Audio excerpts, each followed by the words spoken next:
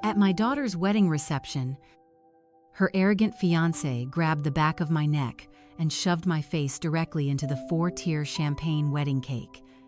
He laughed loudly into the wireless microphone and announced to the crowd to look at the beggar having some dessert. Claiming he could not have his wealthy friends, thinking he let his peasant father-in-law starve. The crowd of elites gasped in collective shock. But before I could even wipe the thick vanilla frosting from my eyes, the most ruthless aviation mogul on the West Coast leaped from his seat at the VIP table, pointed a trembling finger at the groom, and shouted, asking if he was completely out of his mind because the man he just assaulted was a billionaire. The fiancé turned as pale as a sheet. He had absolutely no idea that just 3 hours earlier, I had quietly purchased every single dime of his massive secret debt. If you want to know how a proud father took down a vicious fraud, keep listening closely. I downshifted the heavy manual transmission of my rusted 1998 Chevrolet Silverado. The old engine groaned a familiar, comforting sound as I navigated the steep, perfectly manicured winding driveway of a lavish Napa Valley vineyard estate. My hands gripping the worn steering wheel were thick, weathered, and heavily calloused. They were the hands of a man who had spent 4 decades building a global aerospace manufacturing and freight empire, starting with absolutely nothing but a single scrapped crop duster on the freezing tarmac of a forgotten airfield. I did not inherit my wealth. I bled for it. I sacrificed my youth, my sleep, and eventually my marriage to build a fortress of total financial security for my family. And yet, I never cared to flaunt it. I still drove my old truck. I still polished my own work boots. Sitting on the cracked leather passenger seat beside me was the wedding invitation. It was heavy, printed on excessively expensive cardstock with raised silver foil lettering. It was an invitation to the wedding of my only child, my daughter Clara. We had been deeply distant for the past 15 years. Ever since my bitter divorce from her mother, Evelyn was a woman who loved the idea of wealth and high society far more than she ever loved the man who worked day and night to provide it. When we split, she poisoned my daughter's mind against me, painting me as a work-obsessed mechanic who cared more about airplane turbines than his own family. Tucked inside that elegant, shimmering envelope was a small yellow sticky note. It was not a message of love or excitement from my daughter. It was a hastily scribbled note from Evelyn. It read to try to look decent and stand in the very back. I parked my beaten-up truck near the far edge of the lot, deliberately keeping it out of the way. Nestled in the shadows between gleaming Ferraris, imported Mercedes, and chauffeur-driven luxury SUVs, I turned off the engine and let the silence wash over me for a brief moment. I stepped out of the truck, taking a slow breath of the crisp valley air, and smoothed down the lapels of my jacket. It was a clean, well-pressed tweed suit from a local department store that I had bought over a decade ago. My footwear consisted of old steel-toed mechanic boots. I had polished them until they shined, but they were still deeply scuffed at the toes from years of walking on concrete hangar floors. They were comfortable, and more importantly, they grounded me. They reminded me of exactly who I was and where I came from. I walked slowly toward the grand, towering entrance of the estate. Valet attendants in crisp white shirts were rushing frantically to open doors for women draped in designer gowns and men strutting in tailored tuxedos. The wealth on display was deafening. But to a man who truly has money, this kind of loud, desperate flaunting always looks like a pathetic performance. As I approached the sweeping stone steps, a younger man stepped directly into my path, completely blocking my way. He was impeccably dressed in a custom-fitted charcoal suit that probably cost more than my first airplane. His hair was slicked back perfectly, and his posture practically radiated unearned arrogance. This was Julian Vance, the man my daughter was about to marry. I had never formally met him thanks to Evelyn, keeping me completely isolated from Clara's adult life. But I knew his face from the brief photographs I had seen online. Julian stopped and looked me up and down. His eyes scanned my outdated simple suit and immediately darted down to my scuffed mechanic boots. A look of profound disgust washed over his face, as if I had tracked mud into his personal kingdom. He sneered, letting out a short, mocking sigh. Without a single word of greeting or basic human decency, he reached into his tailored pocket, pulled out a set of keys with a heavy leather keychain, and shoved them aggressively toward my chest. He commanded me to take the keys to his car, his voice dripping with absolute condescension, warning me to be careful with the engine because it was worth more than my life. He ordered me to make sure I parked it near the front so his important guests could see it. I did not reach for the keys. I kept my hands resting quietly at my sides. I stood perfectly still, my posture straight, and looked him directly in the eye. I let the heavy silence stretch between us for a long moment, watching the irritation build on his polished face when I refused to obey his command. I calmly stated that I was not the valet. My voice was deep and steady, carrying the weight of a man who routinely negotiates with ruthless international tycoons and aviation regulators. I introduced myself as Elias Thorne, Clara's father.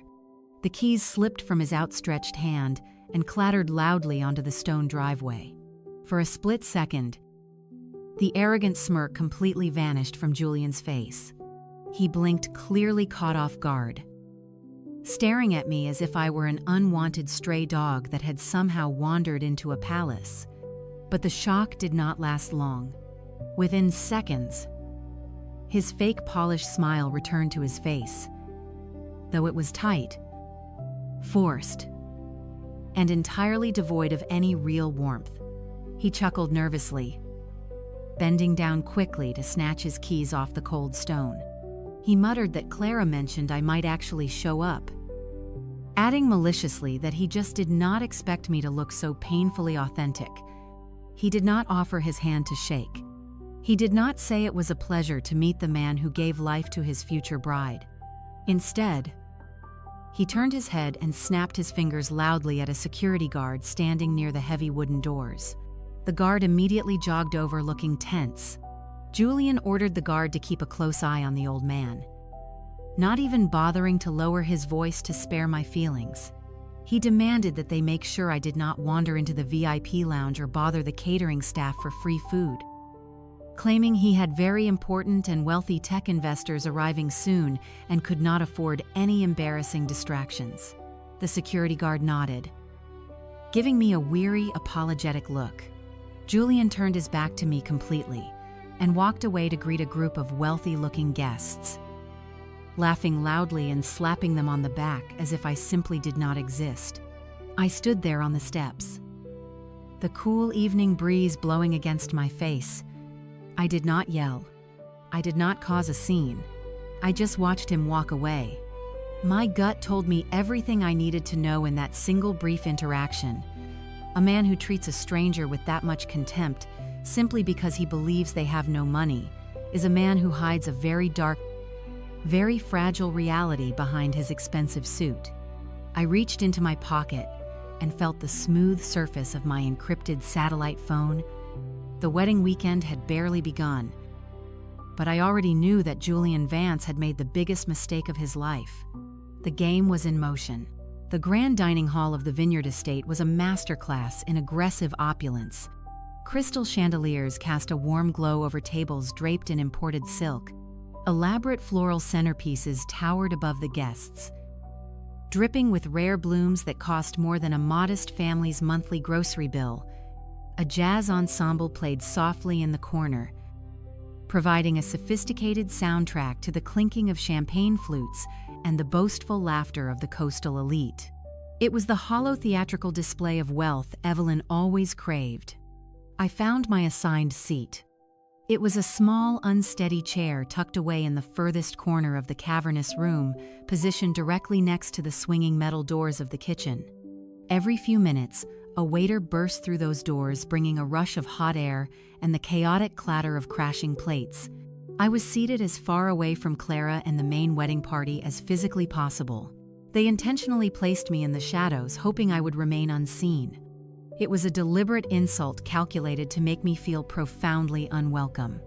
I pulled out my chair and sat quietly, resting my calloused hands on my knees. I did not complain to the staff. A man who truly knows his own worth never needs to demand a seat at the center of the room. I watched the elite guests mingle. To them, I was just an old man in a dated suit and scuffed boots. An unfortunate blemish on an otherwise flawless aesthetic canvas. Soon, Julian's family made their grand entrance. They took their places at the head tables, but not before taking deliberate detours past my dark corner. Julian's mother, dripping in ostentatious jewelry, glanced at my boots and let out a sharp gasp. She leaned toward her sister and whispered loudly about how disgraceful it was that I wore hideous work boots to a formal dinner, remarking that her son was too kind to allow such riffraff inside the building. They spoke about me as if I were deaf, or simply too insignificant to comprehend their cruelty. I felt a familiar, steady calm settle over my mind. In my 40 years of building a global aerospace empire from nothing, I had faced down ruthless corporate espionage and survived. The petty snickering of these sheltered socialites meant absolutely nothing to me. I took a slow sip of water. Fools always laugh the loudest right before the ground collapses beneath their feet. My ex-wife Evelyn made her way across the room. She wore a sleek designer gown, her face frozen in a polite smile. But as she approached my table, that smile vanished. Replaced by a cold, hardened glare, she stopped beside my chair, her posture rigid with an old resentment. She hissed at me, reminding me that she told me to stand in the back. She accused me of coming inside just to ruin the aesthetic, claiming I looked like a homeless person who wandered in off the street. I calmly stated I was only there for my daughter. Before I could even respond further, she reached into her expensive silver clutch. She pulled out a crisp, folded $100 bill. With an aggressive motion, she shoved the money forcefully into the front breast pocket of my old tweed suit. She patted the pocket twice, a condescending gesture that made my jaw tighten. She maliciously whispered for me to take the money and use it for gas on my way back to whatever trailer park I lived in. She ordered me to leave early tomorrow so my poverty would not drag down the wedding photos. She turned on her heels and marched back toward the bright lights. She was expecting me to cause a scene so she could justify kicking me out entirely. I did not give her the satisfaction. I calmly reached into my breast pocket and pulled out the folded bill. I smoothed out the sharp creases on the table. Just then, a young busboy rushed out from the swinging kitchen doors.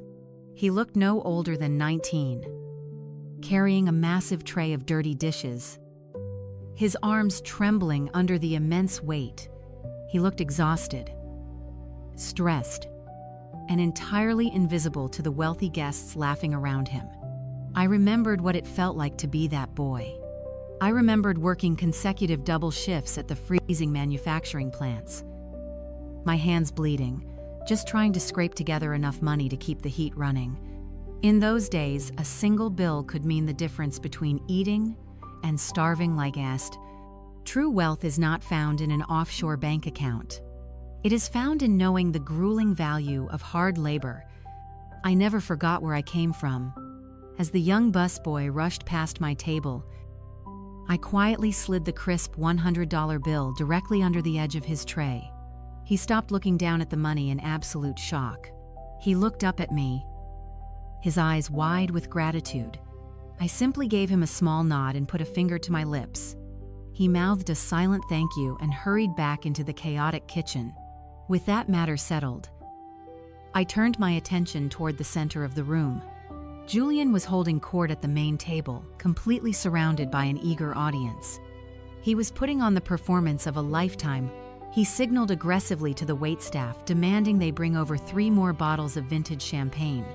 Those bottles cost a fortune apiece. He poured the champagne freely, laughing loudly, playing the role of the careless, untouchable luxury tech venture capitalist to absolute perfection. But a man who has spent decades analyzing human behavior sees things that ordinary people miss entirely. I watched Julian very closely. My eyes tracked his every movement, stripping away the shiny, expensive armor of his performance. The head waiter approached Julian from behind, leaning down to discreetly present a leather-bound checkbook containing the preliminary charges for the rehearsal dinner. Julian kept the wide, arrogant smile plastered on his face for his audience. But as he opened the leather booklet and glanced down at the final total, I saw it. It was a microscopic reaction. But to my trained eyes, it was as loud as an engine backfiring. The muscles along Julian's jawline tightened violently. The color drained slightly from his cheeks. His hand trembled just a fraction of an inch before he gripped the glass harder to compensate. He gave a quick, panicked glance around the room, the look of a hunted animal desperately searching for an exit.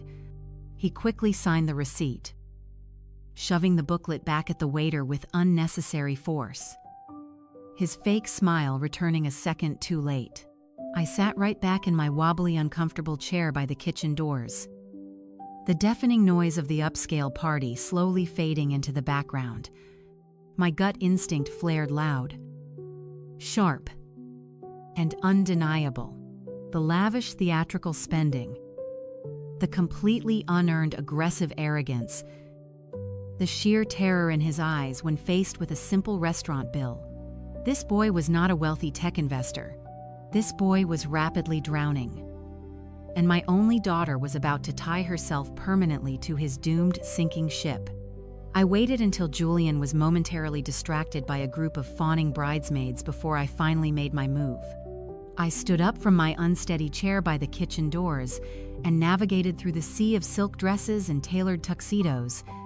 I was looking for my daughter. I spotted Clara standing near a towering floral arrangement. She looked stunning in her elegant evening gown, but there was a subtle tension in her shoulders, a stiffness that did not belong on a bride the night before her wedding. I approached her slowly, my heavy boots making a soft thud against the polished hardwood floor. When she saw me, her posture stiffened even more. She offered a quick, nervous glance over my shoulder, checking to see if anyone important was watching us. She greeted me with an anxious whisper, suggesting I stay seated because Julian's parents were circulating. I gently replied that I just wanted to give her something, keeping my voice entirely steady despite the cold reception. I reached into the deep pocket of my suit jacket and pulled out a small, intricately carved metal box. It was forged from solid aircraft-grade titanium, the exact same durable metal I had salvaged from the very first commercial turbine I ever designed decades ago. I had spent the last 3 weeks machining it by hand in my private workshop, polishing the surface until the beautiful metal shined like glass. Inside rested a customized mechanical pocket watch, built to withstand centuries. I had delicately engraved her initials on the heavy lid, just like I used to carve her name into the little wooden blocks she played with as a child before the bitter divorce tore our daily lives apart. I held the small metal box out to her, telling her I made it for her to keep her time and memories safe. Clara stared down at the box. For a fleeting second, a flicker of genuine, unbridled warmth crossed her face. She remembered, but the warmth was instantly replaced by a massive wave of embarrassment. Her eyes darted around the crowded room again in sheer panic. Instead of opening it to appreciate the craftsmanship, she quickly snatched the box from my hands and tried to shove it deep into her small designer clutch. It did not fit. She fumbled with it awkwardly, her cheeks flushing bright red with shame. She mumbled a quick thank you, looking directly down at the floor, and begged me to go sit down before Julian saw us together. It was entirely too late. Heavy, confident footsteps approached from behind me. A thick, suffocating cloud of expensive designer cologne announced Julian Vance's arrival before he even opened his mouth to speak. His booming voice cut through the soft background music as he stepped aggressively between Clara and me. His cold eyes locked firmly on the titanium box, still clutched in her trembling hands. Clara stammered, completely shrinking under his intense, controlling gaze, claiming it was nothing but a small gift from me. Julian did not ask for permission. He reached out and aggressively snatched the metal box right out of her hands. He held it up to the chandelier light, inspecting it with exaggerated, mocking scrutiny. A cruel, patronizing smile spread slowly across his perfectly shaved face. He carelessly turned the box over, asking if I forged this myself, claiming it looked like a piece of industrial scrap metal found at a dusty junkyard. I kept my facial expression entirely neutral, my hands folded calmly and patiently in front of me. I explained that I milled it from solid titanium as a family tradition. Julian let out a loud, highly theatrical laugh that intentionally drew the attention of several nearby wealthy guests. He shook his head slowly in fake pity. Mocking the tradition, he boasted that he and Clara had much better traditions now, ones that came from elite European jewelers, and asserted they had no room in their stunning new penthouse for basic blue-collar arts and crafts. Clara looked away, utterly unable to meet my eyes. She did not defend me. She did not ask for the box back. She simply stood there in passive silence, absolutely terrified of upsetting the man she believed was her wealthy savior. Julian turned toward a passing waiter who was carrying a tray of fresh drinks. Julian grabbed a heavy crystal glass filled with dark, expensive whiskey and melting ice. He took a long, arrogant sip, then looked back at me with a smirk full of pure malice. Without breaking eye contact for even a single second, he placed the small titanium box directly onto a nearby cocktail table. Then, with deliberate and profound disrespect, he slammed his wet, sweating whiskey glass directly onto the intricately engraved lid. He proclaimed with a vicious, triumphant glint in his eye that it made a fantastic coaster. He sarcastically thanked me for the little contribution and told me to excuse them because they had actual high-class guests to entertain tonight. The condensation from the glass immediately began to pool on the polished metal, a deliberate insult to the countless hours of labor I had poured into it. Every basic human instinct in my body, every ounce of raw power I commanded as a man who routinely ruled massive boardrooms and ruthlessly crushed hostile corporate takeovers, screamed at me to grab him by his custom-tailored collar and absolutely destroy his fake world right then and there. But I held back. A predator never strikes when the prey is just testing the waters. I needed to let him feel completely invincible. I took a slow, measured breath, preparing to simply remove the heavy glass and walk away. But before I could even extend my hand, the elegant atmosphere in the room abruptly shifted. The sudden disruption did not come from me. A man forcefully shoved his way past the elegant floral arrangements and marched directly toward our small table. He was certainly not an invited guest. He wore a cheap, heavily scuffed trench coat over a dark, wrinkled turtleneck. His face was deeply scarred. His nose was slightly crooked, and his dark eyes carried the cold, completely dead stare of a man who collected highly dangerous underground debts for a living. He completely ignored the surrounding elite socialites and walked straight up behind Julian without speaking a single word. The man in the trench coat reached out and forcefully grabbed Julian's tailored shoulder. His grip was brutal. Julian spun around quickly, his mouth open wide to shout an insult, entirely ready to unleash his arrogant fury on whoever dared to touch him. But the exact moment Julian's eyes locked onto the man's scarred face, his arrogant mask shattered into a million tiny pieces. The color drained entirely from Julian's face, leaving him looking as pale as a ghost. His jaw trembled. The booming voice he had used to humiliate me just seconds ago completely evaporated into thin, empty air. He was speechless. The man quickly pushed Julian forward. Julian stumbled slightly, his eyes wide with absolute terror as the stranger forced him aggressively into a very dark, completely empty hallway right behind us. I watched the door swing shut behind them, cutting off the light from the narrow hallway. The live music continued to play a soft jazz melody that felt detached from the sudden violence I had just witnessed. Nobody else in the room seemed to have noticed a single thing. The wealthy guests continued to clink their champagne flutes and laugh loudly, completely oblivious to the fact that the groom had just been manhandled by a thug in a cheap coat. I turned my attention back to Clara. She was standing stiffly by the floral arrangement, nervously smoothing out the wrinkles on her gown. Her breathing was shallow and her eyes remained fixed on the hardwood floor. She had seen the exchange, yet she tried desperately to pretend that nothing out of the ordinary had just occurred. I took a slow step toward her, keeping my voice low and calm so as not to startle her. I asked her who that aggressive man was and why he had grabbed Julian with such brutal force. Clara forced a bright, artificial smile onto her face before turning to look at me. When she finally met my gaze, her eyes were fiercely defensive. Guarded by years of the status-obsessed conditioning her mother had instilled in her why-ass, she let out a short, dismissive laugh and waved her hand in the air. She smoothly recited a lie with the rehearsed precision of someone fed a specific script, claiming it was just a frustrated, independent tech developer.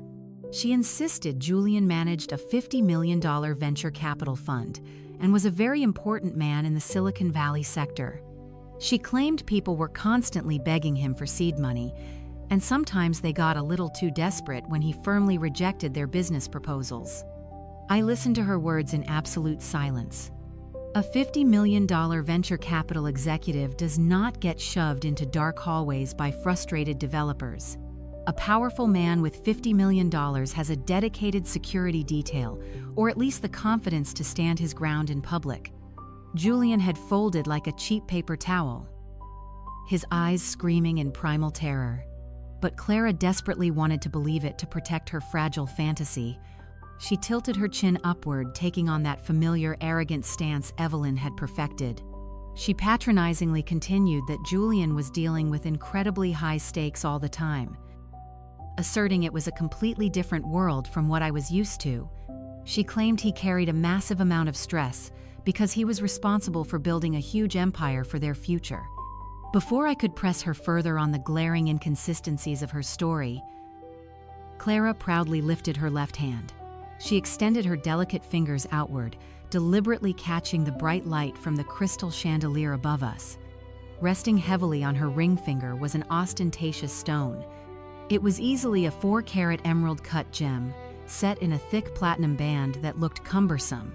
She stared at the stone with a look of absolute reverence, treating it not as a meaningful symbol of enduring love, but as a shiny trophy of her newly elevated social status. She smugly stated Julian had it custom-sourced just for her, claiming he wanted to make sure she had the absolute best and that a woman of her caliber deserved a jewel that immediately commanded respect the second she walked into any room. I looked from the massive ring up to my daughter's beautiful face. The harsh, deeply judgmental glare she gave me was a perfect mirror image of her mother. Then she delivered the calculated blow. She coldly stated that Julian was providing a glorious life I never could. A life where she never had to worry about smelling like aviation fuel or settling for second best. She suggested I could learn a lot about success from a man like him. I swallowed the bitter pain that rose sharply in my throat. Hearing your own child speak to you with such profound contempt is a unique kind of agony. It feels like a physical weight forcefully pressing down on your chest. I had spent 40 years deliberately sacrificing my own comfort, working grueling 80-hour weeks, building a global manufacturing network from scratch so that she would never have to know the crushing grip of poverty. And yet here she stood completely convinced that my worn mechanic boots were a shameful symbol of failure rather than the very foundation of her highly privileged existence. I did not raise my voice in anger. I did not angrily defend my hidden bank accounts. Instead, I focused my attention entirely on the stone sitting proudly on her left hand. I quietly asked if I could see it. Keeping my tone perfectly mild and supportive, Clara hesitated for a brief moment, clearly surprised by my non-confrontational reaction to her harsh insult. She reluctantly held her hand a few inches closer to my face, keeping her arm rigid. I leaned in closely, narrowing my eyes as I examined the large stone under the unforgiving glow of the chandelier. Decades ago, my aviation company had secured a massive logistics contract to transport raw, precious gems directly from overseas mines to the most elite jewelers in Europe. For 5 solid years, I personally oversaw the complex logistics of those multi-million-dollar shipments. I spent countless hours sitting quietly in secure vaults alongside master gemologists, learning exactly how to identify the unmistakable characteristics of authentic rare stones. I learned about the internal matrix, the specific way a real emerald aggressively bends light, and the unique microscopic inclusions that prove its earthly origin. I stared intensely at the massive stone on Clara's finger. It was undeniably huge, cut with mathematical symmetry, and completely flawless to the untrained eye. But as the chandelier light hit the polished facets, my trained instincts immediately caught the glaring imperfection. The light refraction was entirely wrong. Instead of the fierce, rich depth of a genuine antique emerald, the light bouncing off the large stone was flat, perfectly clear, and utterly lifeless. It lacked the necessary internal flaws of a natural gemstone. It was incredibly shiny. Yes, but it was completely synthetic. It was a well-cut piece of lab-grown white sapphire dyed to mimic an emerald, and it was absolutely fake. My heart sank deeply into my chest, heavy with terrible realization. The truth hit me with the devastating force of a speeding aircraft. My beautiful daughter was not just marrying an arrogant, deeply unpleasant man. She was tying her entire life and her future to a desperate, dangerous fraud. A man who constantly bragged to crowds about a $50 million venture fund, but could not afford a genuine basic gemstone for his beautiful bride. A man who allowed himself to be physically threatened and shoved by a street-level debt collector in the middle of a highly secure vineyard estate. The fake ring, the terror in his eyes, the aggressive bravado designed to mask his overwhelming panic. It was all a carefully constructed, fragile house of cards built entirely on desperate lies. And Clara was standing right in the center of it. I must act now. I gently released Clara's hand, letting her step back into the safety of her constructed illusion. She smoothed down her silk gown, gave me a defensive nod, and quickly disappeared into the sea of tailored tuxedos. I stood alone near the floral arrangements, letting the reality wash over me. My only daughter was marching into a burning building, and she was fiercely defending the arsonist who struck the match. I turned slowly and walked back to my isolated chair near the swinging kitchen doors. The jazz ensemble had stopped playing, their melodies replaced by the sharp sound of a silver spoon tapping against a crystal champagne flute. The low hum of elite conversation faded into an expectant silence. At the front of the grand hall, perfectly illuminated under the largest chandelier, stood Julian Vance. He held a glass of vintage champagne in one hand and a wireless microphone in the other. He radiated a toxic manufactured confidence that only a desperate man could produce. He waited for the room to fall silent. Savoring the absolute attention of the wealthy guests, Julian's voice boomed through the speakers with a practiced cadence as he thanked everyone for being there, proclaiming that tomorrow he would marry the most beautiful woman in the world. He dramatically shifted his tone, stating he wanted to talk about legacy and what it meant to build a tech empire from the ground up to shape the future rather than simply exist in it. He paced back and forth across the stage, making deliberate eye contact with the most affluent investors seated at the front tables. He boldly announced that his venture capital firm had been aggressively pursuing a monumental infrastructure acquisition for the past 6 months, calling it a grueling war against old money. He proudly declared to his future bride and allies that they had finally closed the deal, securing the primary development rights to the Apex Aerospace testing facility on the coast. The room erupted into eager applause. Evelyn beamed with pride, clapping enthusiastically from the front row. Julian held up his hand to quiet them down, a smug smile stretching across his face, claiming it was an absolute crown jewel and officially theirs. The applause swelled again, louder this time. Julian waited, letting the adulation feed his fragile ego. Then his eyes scanned the room.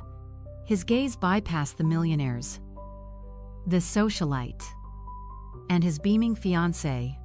His eyes traveled all the way to the dark, isolated corner by the kitchen doors. His gaze locked directly onto me. The microphone picked up his soft, mocking chuckle. He condescendingly announced that building a legacy required ruthless evolution and leaving the old ways behind. He gestured in my direction with his champagne flute, maliciously stating that some men work until they are 70 years old just to afford a rusted pickup truck and a cheap suit. The silence in the room became heavy. He cruelly continued that such men break their backs for decades, convinced that blind, mindless factory labor will somehow lead to greatness. He boasted that true greatness is not earned by sweating in the grease like a peasant, bragging that he made his first million at 25 and was acquiring aerospace facilities before turning 35. He raised his glass to rapid evolution and to leaving the dinosaurs exactly where they belong, buried deeply in the past. A few of his groomsmen snickered loudly, turning to stare directly at me in my dark corner. Evelyn let out a short, mocking laugh, raising her crystal glass in enthusiastic agreement. The cruelty in the room was a heavy, suffocating blanket of elitist contempt, directed entirely at a man they believed to be a pathetic failure. I looked over at Clara. She was staring down at her lap, her face pale, her hands clasped tightly together. She did not stand up. She did not defend the man who had worked multiple freezing shifts at the manufacturing plants to pay for her childhood medical bills. She simply accepted my public humiliation as the cost of admission into Julian's imaginary kingdom. I did not shift in my uncomfortable seat. I did not look away, nor did I show a single ounce of embarrassment or anger. I calmly reached out, picked up my simple glass of ice water, and took a slow, highly deliberate sip. The cold water slid smoothly down my throat, perfectly matching the absolute freezing ice that had just settled permanently into my veins. Julian Vance was not a master of the technological universe. He was a deeply stupid, incredibly reckless child playing a highly dangerous game he did not remotely understand. I did not need to run a corporate background check to know he was lying about his massive aerospace acquisition. I did not need my aggressive legal team to verify the current operational status of the Apex testing facility. I knew exactly who owned that sprawling complex. I bought that facility 12 years ago during a massive, devastating market downturn.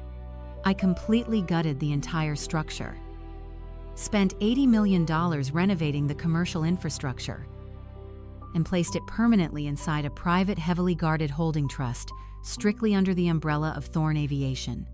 I am the sole absolute owner of the Apex facility. There are no outside investors.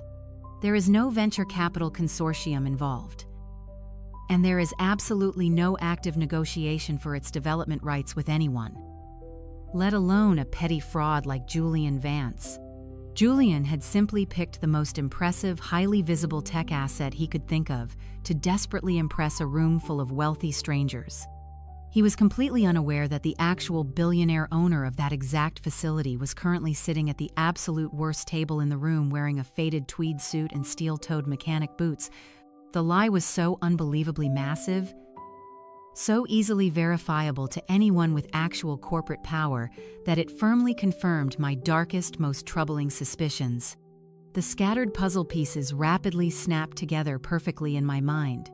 Julian was completely drowning in highly dangerous debt. He had a violent street-level debt collector aggressively crashing an exclusive wedding rehearsal. He had pawned a priceless, sentimental family heirloom just to buy a fake lab-grown sapphire, and now he was publicly fabricating multi-million-dollar aerospace deals to desperately project a fragile illusion of extreme wealth. He was not just lying to my daughter. He was lying to his investors, his supposed friends, and whatever violent criminal element he had foolishly borrowed millions from. The dominoes were starting to fall rapidly, and Julian was dancing wildly at the very bottom of the chain, entirely oblivious to the absolute destruction heading his way. He took another eager sip of his expensive champagne, basking blindly in the warm glow of a mighty kingdom he did not own. I set my water glass down firmly on the table. The paternal anger that had briefly flared inside me completely vanished, replaced by the terrifying clinical focus of an apex corporate predator calmly preparing to dismantle its prey. Let him drink his champagne. Let him enjoy his unearned applause. Let him believe he had successfully humiliated the old clueless mechanic in front of the entire coastal elite. Tomorrow, the massive bill would finally come due, and I was going to collect every single penny. As the applause for his fabricated achievement finally began to die down, Julian raised his hand to quiet the room. He reached into the inner pocket of his tailored suit jacket and pulled out his sleek, expensive smartphone. He looked at the blank screen with exaggerated importance, furrowing his brow as if he had just received an incredibly urgent message that demanded his immediate attention. He leaned toward Clara, whispering something in her ear, and then addressed his captivated audience one more time. He projected a fake sense of deep regret, claiming duty was calling, and he had a scheduled conference call with an influential senator regarding upcoming tech legislation. He dismissed it as a nuisance, bragging that elite politicians never take a weekend off, and urged the guests to keep the champagne flowing while he stepped away for a moment. The guests murmured in absolute awe, clearly impressed by his supposed political connections. Evelyn nodded approvingly, her eyes shining with greed as she looked at her future son-in-law. Julian gave Clara a quick, practiced kiss on the cheek, straightened his expensive tie, and turned to leave the dining hall. But I noticed something that the room full of admiring socialites completely missed. As Julian turned his back to the crowd and walked briskly toward the heavy glass doors leading out to the vineyard gardens, his broad shoulders instantly slumped. The confident, arrogant swagger evaporated with every single step he took away from the bright lights. His breathing grew shallow, and his hands swinging by his sides were clenched tightly into fists. A man taking a routine call with a political ally walks with pride. A man walking to the gallows walks exactly like Julian Vance was walking right now. I waited exactly 30 seconds before I pushed my unsteady chair back from the table. Nobody paid any attention to the old mechanic slipping quietly out through the swinging kitchen doors. The kitchen staff was too busy plating the next course to notice me navigating through the narrow service hallway that led directly to the back gardens of the estate. The night air was crisp, carrying the sharp, earthy scent of the rolling vineyards. The sprawling garden was a maze of perfectly trimmed hedges, marble statues, and bubbling stone fountains, all illuminated by soft, ambient landscape lighting. It was a beautiful, serene setting, but tonight it felt like a hunting ground. I stepped carefully onto the cobblestone path, the thick rubber soles of my old work boots absorbing the sound of my footsteps. I moved slowly, keeping to the deep shadows cast by the towering oak trees. I did not have to search for very long. I could hear the frantic crunching of gravel coming from a secluded, dimly lit alcove near the edge of the property line. I positioned myself quietly behind a thick row of tall, manicured bushes.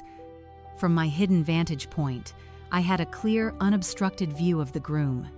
Julian was completely alone, but he was not holding the sleek, expensive smartphone he had flashed inside the dining hall. Instead, he was aggressively gripping a cheap, disposable plastic burner phone. His hands were shaking violently as he punched in a number. The transformation in his demeanor was genuinely shocking. The smooth, untouchable tech billionaire persona was completely gone. In its place stood a terrified, desperate child, Sweat glistened on his forehead, reflecting the pale moonlight. He tugged frantically at the collar of his custom suit, as if it were suddenly choking him. He paced back and forth across the gravel path, his chest heaving with deep, ragged breaths. He lifted the cheap plastic phone to his ear, his entire body tense and rigid, when the person on the other end answered. Julian did not speak with the commanding authority of a venture capitalist. He spoke with the high, wavering pitch of a man begging for his very life. He pleaded desperately, demanding the listener to hear him out, acknowledging a deadline, but begging them not to act tonight while he was standing at his rehearsal dinner. He swore on his life he had everything under control. There was a brief silence as the person on the other end spoke. Whatever was said made Julian flinch, as if he had been physically struck. He squeezed his eyes shut and ran his trembling hand through his perfectly styled hair, ruining the expensive look. He hissed in a frantic, hushed whisper that he was not trying to avoid them, pleading for just 48 more hours. He explicitly revealed that once he married Clara tomorrow afternoon, her grandfather's massive aerospace trust fund automatically unlocked, giving him full legal access to every single penny as her husband. He promised they would get their $5 million back with a massive interest payment for the delay, begging them not to send anyone else to the venue to avoid spooking her family. Another heavy silence followed. Julian listened to the final chilling verdict from his ruthless creditor. He let out a desperate, defeated gasp, crying and begging them not to take action, swearing he would have the $5 million by Monday morning if they just let him marry the girl. The line went dead. Julian stared at the cheap burner phone in absolute horror. A raw, guttural sound of frustration tore from his throat. He violently hurled the plastic device against the brick wall of the estate, shattering it into pieces. He then kicked a heavy landscaping stone with all his might, cursing loudly into the empty night air. He bent over, resting his hands on his knees, taking deep, shaky breaths as he tried to compose his shattered facade. I stood perfectly still behind the thick hedges enveloped in the cold shadows. The blazing siren of my gut feeling had just been proven entirely correct. Julian was not a successful businessman. He was a monumental fraud who owed $5 million to incredibly dangerous black market syndicates. He was using my daughter, planning to drain her protective trust fund the very second the ink dried on their marriage certificate. He viewed Clara as nothing more than a convenient, wealthy sacrifice to save his own miserable life. I slowly turned away from the alcove and walked silently back toward the kitchen doors. I did not need to hear another word. The time for gathering simple clues was completely over. It was time to quietly initiate the secret action to protect my only daughter. I would burn his fake empire to the ground and ensure he never threatened my family again. The ruthless corporate predator was now fully awake. I slipped silently back through the garden path, leaving Julian to his crumbling reality. When I re-entered the grand dining hall, the atmosphere had completely shifted. The formal dinner service had concluded, and the wealthy guests were migrating toward the marble dance floor. I watched from the shadows as Julian made his reappearance. He strode back into the room with his arrogant swagger, pulling his suit jacket tight and flashing an empty smile. He grabbed Clara by the waist, pulling her onto the dance floor. They twirled under the crystal chandeliers, the picture of absolute perfection. To the untrained eye, he was a confident tycoon celebrating his final night as a bachelor. But I knew the truth. I knew that beneath the silken cologne he was sweating with the terror of a man who owed $5 million to absolute monsters. But knowing the truth and proving it to a brainwashed daughter are entirely different battles. Clara had spent 2 years submersing herself in Julian's fantasy. She would not believe the word of a father she viewed as a bitter mechanic. If I confronted her with nothing but a story about an overheard call, she would immediately run to Julian. He would likely convince her to elope tonight, cutting me out of her life permanently to secure access to her trust fund. I needed physical, undeniable proof. I needed hard evidence that would shatter his illusions so completely that Clara could not deny what was standing in front of her. I turned away from the dance floor and walked purposefully toward the grand foyer, I exited through the front doors, leaving the loud music behind me. The driveway was a circular expanse of crushed gravel lined with the most expensive luxury vehicles in the world. I stood on the top step, my eyes scanning the glittering sea of automotive engineering. I was looking for one specific vehicle. Earlier that evening, Julian had spent 20 minutes loudly bragging to older investors about his brand new custom-ordered Aston Martin. Every single word he spoke was a meticulously crafted lie designed to blind the wealthy guests around him. He claimed it was a spontaneous purchase, a minor reward to himself for securing the aerospace acquisition. I spotted the sleek midnight blue Aston Martin parked prominently near the front of the VIP line. I walked down the stone steps and approached the valet podium. A young attendant stepped forward to assist me. I reached into my pocket and pulled out another crisp $100 bill. I folded it neatly and slid it across the wooden podium. I told the young man that my future son-in-law had accidentally locked a very important wedding document inside his car, and I needed 5 minutes alone with the vehicle to retrieve it. The valet glanced at the money. Then, at my serious, unyielding expression, he discreetly pocketed the bill, handed me the electronic key fob without saying a single word, and turned his back to attend to another guest. I walked over to the blue Aston Martin and pressed the unlock button. The headlights flashed sharply in the dark. I pulled open the heavy door and leaned inside. To anyone else, it was the ultimate symbol of financial success. But my entire life had been built around engines and logistics. I know how to look past the shiny exterior. I slid into the low driver's seat and popped open the glove box. A man who truly owns a high-performance vehicle keeps meticulous records. He keeps his registration, insurance documents, and service warranties neatly organized. The glove box was almost entirely empty, save for a single brightly colored manila folder. I pulled the folder out and turned on the overhead dome light. I opened the cover and began to read the documents inside. The logo at the top of the page did not belong to an exclusive dealership or a premium leasing agency. It belonged to a notoriously shady exotic car rental service located on the outskirts of the city. My eyes scanned the detailed rental agreement. Julian Vance had not purchased this car. He had not even leased it. He had rented it precisely by the hour. The contract clearly stipulated a strict 24-hour rental period beginning yesterday afternoon and ending tomorrow morning right before the wedding ceremony. He had paid an exorbitant, highly predatory interest rate just to have the car sitting in the valet lot for a single night, purely to maintain his fragile illusion of wealth. I folded the rental agreement and placed it carefully into the inner pocket of my tweed jacket. But my instincts told me there was more to find. A man, this desperate, always leaves a chaotic trail of mistakes behind him. I began to search the rest of the cabin. As I leaned over to inspect the passenger side floorboard, my hand brushed against a crumpled, heavily creased piece of bright yellow paper, shoved carelessly underneath the seat. I pulled the yellow paper out and smoothed the sharp creases against my knee. I held it up to the overhead light. It was a formal legal document stamped with the official seal of the City Commercial Court. The bold black letters at the top of the page read, "Final Notice of Foreclosure." I read the details printed below.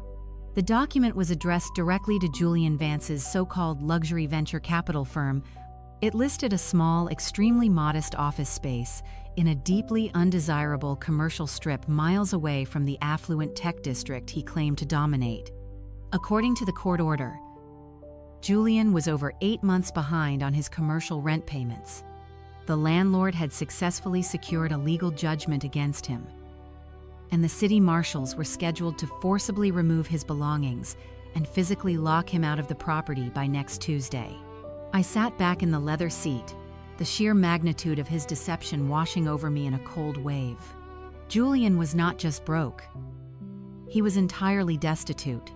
The self-proclaimed tech billionaire, the man who arrogantly mocked my boots, the man who claimed to be buying aerospace facilities, was literally days away from having his entire business padlocked. The expensive suit was likely rented, The champagne was being charged to a fraudulent tab he had no intention of paying. And his entire survival, his desperate plan to pay off violent syndicates and avoid living on the streets, depended entirely on tricking my daughter into signing a marriage certificate tomorrow afternoon. I carefully folded the bright yellow foreclosure notice and placed it next to the rental agreement in my breast pocket. I turned off the dome light, stepped out of the rented Aston Martin, and locked the door behind me. I walked back to the valet podium, returned the key fob to the young attendant, and offered him a small nod of gratitude. The crisp night air felt suddenly electrifying. The heavy burden of uncertainty was completely gone, replaced by the cold, calculated precision of a father preparing for absolute war. Tomorrow, the grand illusion would finally shatter in front of everyone, and I would be the one holding the hammer to smash it into pieces. I walked slowly back up the wide stone steps of the estate. The cold night air had cleared my mind. Every step I took felt grounded. Inside the main hall, the party had reached a fever pitch. The loud, pulsing rhythm of modern dance music vibrated through the heavy wooden doors. I bypassed the crowded ballroom. I had no desire to watch these oblivious socialites worship a false idol. Instead, I navigated through a quiet, softly lit corridor, making my way toward the men's restroom. The heavy mahogany door was slightly ajar. As I pushed it open, the sound of the bass was instantly muted, replaced by the harsh, echoing sound of ragged, panicked breathing. I stepped inside silently, letting the door glide shut behind me. The restroom was a lavish display of marble and brass, smelling sharply of citrus hand soap and Julian's overwhelming designer cologne. Julian was standing alone at the far end of the long vanity counter. He had taken off his suit jacket and tossed it carelessly onto the spotless floor. His silk tie was yanked loose, hanging crookedly around his neck. He was leaning heavily over the polished marble sink, gripping the brass edges so tightly that his knuckles were white. He turned the golden faucet on full blast and aggressively splashed freezing cold water directly onto his face. He gasped loudly, his shoulders heaving up and down as he fought to pull air into his terrified lungs. He was in the middle of a massive panic attack. The carefully constructed armor of the untouchable venture capitalist had melted away, leaving behind nothing but a cornered animal. I stood still near the entrance, observing him with clinical detachment. He muttered desperate, broken curses, staring wildly at his dripping reflection in the wide vanity mirror. For a long moment, Julian was oblivious to my presence. He continued to hyperventilate, splashing cold water onto his pale skin, trying to shock his nervous system back into compliance. As he lifted his head to reach for a hand towel, his wild eyes darted across the mirror and caught my reflection standing right behind him. The transformation was instantaneous and pathetic. The raw terror on his face vanished in a split second, replaced by a sudden surge of manufactured rage. It was the aggressive overcompensation of a weak man who knows he has just been exposed. He spun around, water dripping heavily from his chin and soaking into the collar of his dress shirt. His chest puffed out, his eyes narrowing into a vicious glare. He took 2 fast steps toward me, his dress shoes slipping slightly on the slick marble floor. He spat at me, demanding to know what I was doing, sneaking around and accusing me of stalking him. I kept my hands casually at my sides, my posture relaxed. I smoothly replied that I was simply using the restroom, noting devoid of emotion that he looked like he was struggling and asking if he needed me to call a doctor. That simple factual observation broke whatever fragile restraint he had left.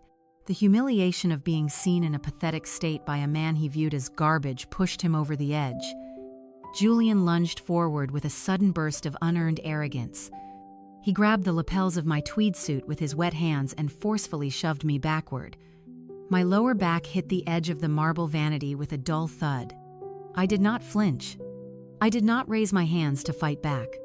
I stood there like a solid titanium wall, unmoved by the frantic, shaking force of a terrified boy. Julian leaned in close, his face inches from mine, smelling of expensive whiskey, stale fear, and nervous sweat. He hissed at me, demanding I listen. Claiming he had been generous, letting me sit in the dining hall and tolerating my miserable presence because Clara begged him to be a nice guy. He aggressively declared it was his world and I did not belong there. Calling me a dirty mechanic who failed his family. He ordered me to stay out of his way tomorrow. Sit in the back row. Keep my mouth shut. And not embarrass his beautiful bride with my disgusting poverty. He threatened that if I ruined his perfect wedding, he would personally destroy what little life I had left. He pushed me hard against the marble sink, one last time for emphasis, then abruptly let go of my lapels, stepping back as if touching my suit had physically disgusted him. He stood there panting, waiting for me to cower, apologize, or react with the submissive fear he desperately craved. I did none of those things. I simply looked at him, my expression entirely hollow. I slowly reached up and calmly adjusted the collar of my suit jacket, smoothing out the wrinkles his tans had left behind. The silence in the restroom stretched out heavy and uncomfortable. My total lack of intimidation terrified him far more than if I had thrown a punch. A predator recognizes a lesser animal instantly. And Julian knew deep down in his hollow core that his aggressive performance had completely failed. He swallowed hard, his throat bobbing visibly. Without waiting for my response, Julian spun around and snatched his suit jacket off the wet floor. He reached blindly into his back pocket to grab his thick leather wallet, intending to shove some loose cash inside it in a manic frenzy. His hands were shaking too violently to maintain basic coordination. As he aggressively shoved the leather wallet back toward the pocket of his tailored trousers, he missed the opening entirely. The heavy wallet caught the edge of the fabric, flipping awkwardly in his clumsy grip. He cursed under his breath, grabbing the wallet and shoving it deeply into his pocket on the second try. He turned sharply and stormed out of the restroom, slamming the heavy mahogany door violently behind him. The loud echo of the slamming door faded, leaving the lavish restroom in complete silence once again. I stood by the marble vanity, breathing in the quiet calm. I looked down at the exact spot where Julian had frantically fumbled with his expensive leather wallet just moments ago. Resting silently on the intricate geometric pattern of the tiled floor was a very small rectangular slip of bright pink paper. It had fluttered completely unnoticed out of his overstuffed wallet during his panicked exit. I stepped forward and slowly bent down, picking up the small slip of paper between my calloused fingers. The heavy cardstock texture felt incredibly familiar. It was not a restaurant receipt or a business card. It was an official pawn shop transaction ticket. I flipped it over and read the faded black ink printed precisely across the front. The ticket clearly detailed the recent sale of a rare antique family emerald, pawned for a fraction of its true value, just to desperately fund a lab-grown sapphire ring. It was the final piece of physical evidence. I held the small pink slip of paper up to the harsh fluorescent lighting of the marble vanity. My calloused thumb traced the faded ink, my mind racing to process the devastating information printed across the heavy cardstock. It was an official transaction record from a notoriously discreet pawnbroker located deep within the underground market. The date stamped on the top right corner was exactly 3 months ago. That was the very same week Julian had formally asked for my daughter's hand in marriage. I squinted at the detailed item description, feeling a cold knot form in my stomach. The receipt explicitly described the exact cut, clarity, and weight of a flawless antique emerald. My breathing slowed as the devastating truth clicked into place. Julian had not commissioned a custom gem to shower my daughter with luxury. He had taken the priceless family heirloom emerald that Clara's late grandmother had entrusted to him for the proposal. He had ruthlessly ripped the generational jewel right out of its antique platinum setting. He pawned her precious family legacy for quick, desperate cash to save his own truly miserable life. To cover his tracks, he had a cheap piece of dull lab-grown white sapphire dyed green and mounted into her grandmother's original setting. He presented it to Clara as a massive custom upgrade, preying entirely on her manufactured desire for high society validation. She wore the fake stone proudly, completely unaware that the real emerald, the very symbol of her family history, had been pawned off to a stranger. I read the final payout amount printed boldly at the bottom of the pink slip. It was a massive sum of liquid cash, enough to cover incredibly large, extremely urgent personal expenses immediately without hesitation. My mind instantly connected the specific date on the pawn shop receipt to another crucial timeline. 3 months ago was the exact same week Evelyn had proudly boasted about Julian securing this magnificent, highly exclusive vineyard estate for the wedding weekend. She had gloated to anyone who would listen about how Julian had graciously paid the astronomical venue deposit entirely up front in cash. The puzzle was now completely solved. He did not use venture capital profits to pay for this lavish rehearsal dinner. He used the stolen cash from Clara's own family inheritance to temporarily fund his pathetic grand illusion. Clara was standing on the precipice of an absolute disaster. Enthusiastically preparing to marry a deeply dangerous, utterly desperate fraud, the man she believed was a tech billionaire was actually a penniless con artist, actively running from violent black market syndicates. He was using her to survive. Planning to drain her grandfather's massive aerospace trust fund the absolute second the wedding was legally finalized tomorrow. I folded the pink slip precisely in half and slid it securely into my breast pocket alongside the rented Aston Martin documents and the legal foreclosure notice. I now possessed the complete, irrefutable blueprint of his dark deception. The overwhelming temptation to march directly onto the dance floor and publicly drag him out by his rented lapels surged through my veins.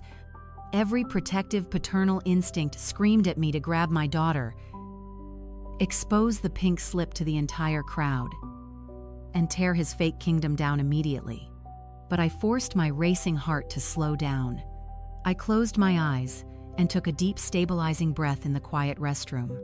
Acting purely on emotional impulse is how amateur men lose wars. A true apex predator understands the critical importance of perfect timing, undeniable leverage, and absolute overwhelming power.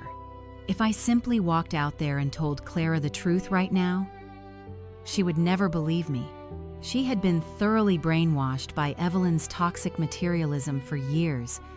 To Clara, I was nothing more than the poor, bitter dad who lived in a dusty workshop desperately trying to sabotage her glorious ascent into high society. She would look at the pawn receipt, and Julian would effortlessly invent another smooth, plausible lie. He would claim it was a complex investment strategy or a temporary business loan, and she would eagerly swallow every single word just to protect her fantasy. A simple piece of paper was not enough to break the deep spell he had cast over her. I needed to trap him in a public corner so tight that no amount of smooth talking could possibly save him. I needed to let him build his glorious pedestal as high as possible so the impending fall would shatter his facade permanently. The tension in my jaw finally released as my strategy crystallized. I could not fight this battle dressed as the forgotten mechanic. I needed to bring the full, terrifying weight of my actual financial empire crashing down upon him. I exited the quiet restroom and walked directly through the vibrant, laughing crowd of wealthy guests, without saying a word to anyone. I did not stop to look at Clara, who was still spinning blissfully on the polished marble dance floor in the arms of a complete monster. I did not acknowledge Evelyn, who was aggressively waving her empty champagne flute at a passing waiter. I simply pushed open the heavy front doors and walked out into the cool, dark night. I approached the valet, requested my old battered pickup truck, and waited patiently in the damp, refreshing valley breeze. When the young attendant brought my truck around, he gave me a sympathetic, slightly pitying look, completely unaware that he was handing the keys to a man who could buy this entire estate with a single phone call. I climbed into the torn driver's seat, turned the key in the ignition, and listened to the familiar, comforting roar of the reliable engine. I pulled slowly out of the circular gravel driveway, leaving the bright, hollow mansion far behind me. The drive back to my modest rented motel room on the edge of town was silent, profoundly purposeful, and entirely focused. Once safely inside my quiet room, I pulled my encrypted satellite phone from my duffel bag. This was the direct line I used only for coordinating high-level global logistics and massive corporate acquisitions. I dialed the private number of my chief legal counsel, a brilliant, absolutely ruthless attorney named Silas. He answered on the second ring, fully accustomed to my late-night operational directives. I instructed him to immediately purchase the entire commercial debt portfolio of Julian Vance. I wanted every single loan, every outstanding marker, and every single legal obligation Julian had ever signed transferred to my name. Silas did not ask unnecessary questions. He simply assured me that my sudden demand would be executed flawlessly before the sun rose over the valley. I ended the call and placed the phone carefully on the bedside table. I reached into my pocket, withdrawing the pawn receipt, the rental agreement, and the foreclosure notice. I laid the 3 pieces of paper side by side on the cheap mattress. Tomorrow, Clara would walk down the aisle expecting a fairy tale. Instead, I was going to deliver a devastating, unstoppable hurricane of absolute, undeniable truth. Julian Vance was about to lose everything. The cheap motel walls were paper-thin, vibrating slightly with the heavy sound of a passing semi-truck on the nearby highway. I stared at the 3 pieces of paper resting on the faded bedspread. Silas was already working on the legitimate financial markets, acquiring whatever visible commercial debt Julian had foolishly accumulated. But the desperate, panicked conversation I had overheard in the garden required an entirely different approach. Commercial banks do not send thugs in cheap trench coats to physically threaten their clients at formal wedding rehearsals. That kind of aggressive intimidation belonged strictly to the violent shadow economy. I needed absolute security for this next phase. I picked up my keys, stepped out of the dingy room, and walked back to my rusted Silverado parked under a flickering amber street lamp. The valley air was heavily saturated with thick, cold fog. I climbed into the familiar driver's seat and firmly locked the heavy metal doors, completely sealing myself inside the quiet, insulated cabin. I reached down beneath the worn floor mats and popped open a hidden, reinforced steel compartment. I pulled out my primary encrypted satellite phone. This sophisticated device was completely untraceable, completely off the public grid, and reserved exclusively for the most critical high-stakes operations of my global empire. I dialed a specific, heavily encrypted international number. The secure line clicked and connected almost instantly. I was not calling Silas this time. I was calling Victor. Victor was the ruthlessly efficient lead counsel and chief security fixer for the darkest, most aggressive branches of Thorn Aviation. He did not deal with corporate mergers or public relations. He handled the brutal realities of international leverage. Victor answered. His voice, a low, steady gravel that commanded immediate respect. I kept my tone perfectly measured and dangerously cold as I instructed him to run a level 1 background check on a man named Julian Vance, explicitly telling him not to look at public financial records, but to dig directly into the underground syndicates operating in the Western Territory. Victor smoothly acknowledged, asking exactly what we were looking for tonight. I informed him someone in the shadow market was holding a highly volatile $5 million marker on Julian, due by Monday morning, and they were already sending physical collectors to intimidate him in public. I ordered Victor to locate the exact criminal syndicate holding the paper and to buy it entirely through our untraceable dummy corporations. I directed him to double whatever the cartel wanted for the marker immediately in untraceable offshore funds, demanding that by sunrise tomorrow, I wanted to be the sole, absolute owner of Julian Vance's entire life. Victor stated without hesitation that he would make the connections immediately and transfer full legal ownership to my primary blind trust before traditional banks opened. I ended the call and placed the heavy satellite phone on the empty passenger seat. I leaned my head back against the worn fabric of the headrest and stared out through the fogged windshield. The flickering street lamp cast long, distorted shadows across the empty parking lot. My mind was a calculating machine processing the sheer magnitude of the trap I had just laid. For decades, Evelyn had aggressively poisoned my daughter's mind with the toxic belief that true power was defined entirely by loud, ostentatious displays of immense wealth. She taught Clara to blindly worship the shiny, empty shell of a man like Julian, while deeply despising the quiet, relentless labor that actually built the modern world. Julian was the ultimate tragic product of that shallow, greedy philosophy. He had spent his entire adult life desperately accumulating very expensive props: a fake emerald, a rented sports car, a fabricated venture fund, all meticulously designed to project an absolute illusion of unquestionable dominance. But he had absolutely no structural foundation.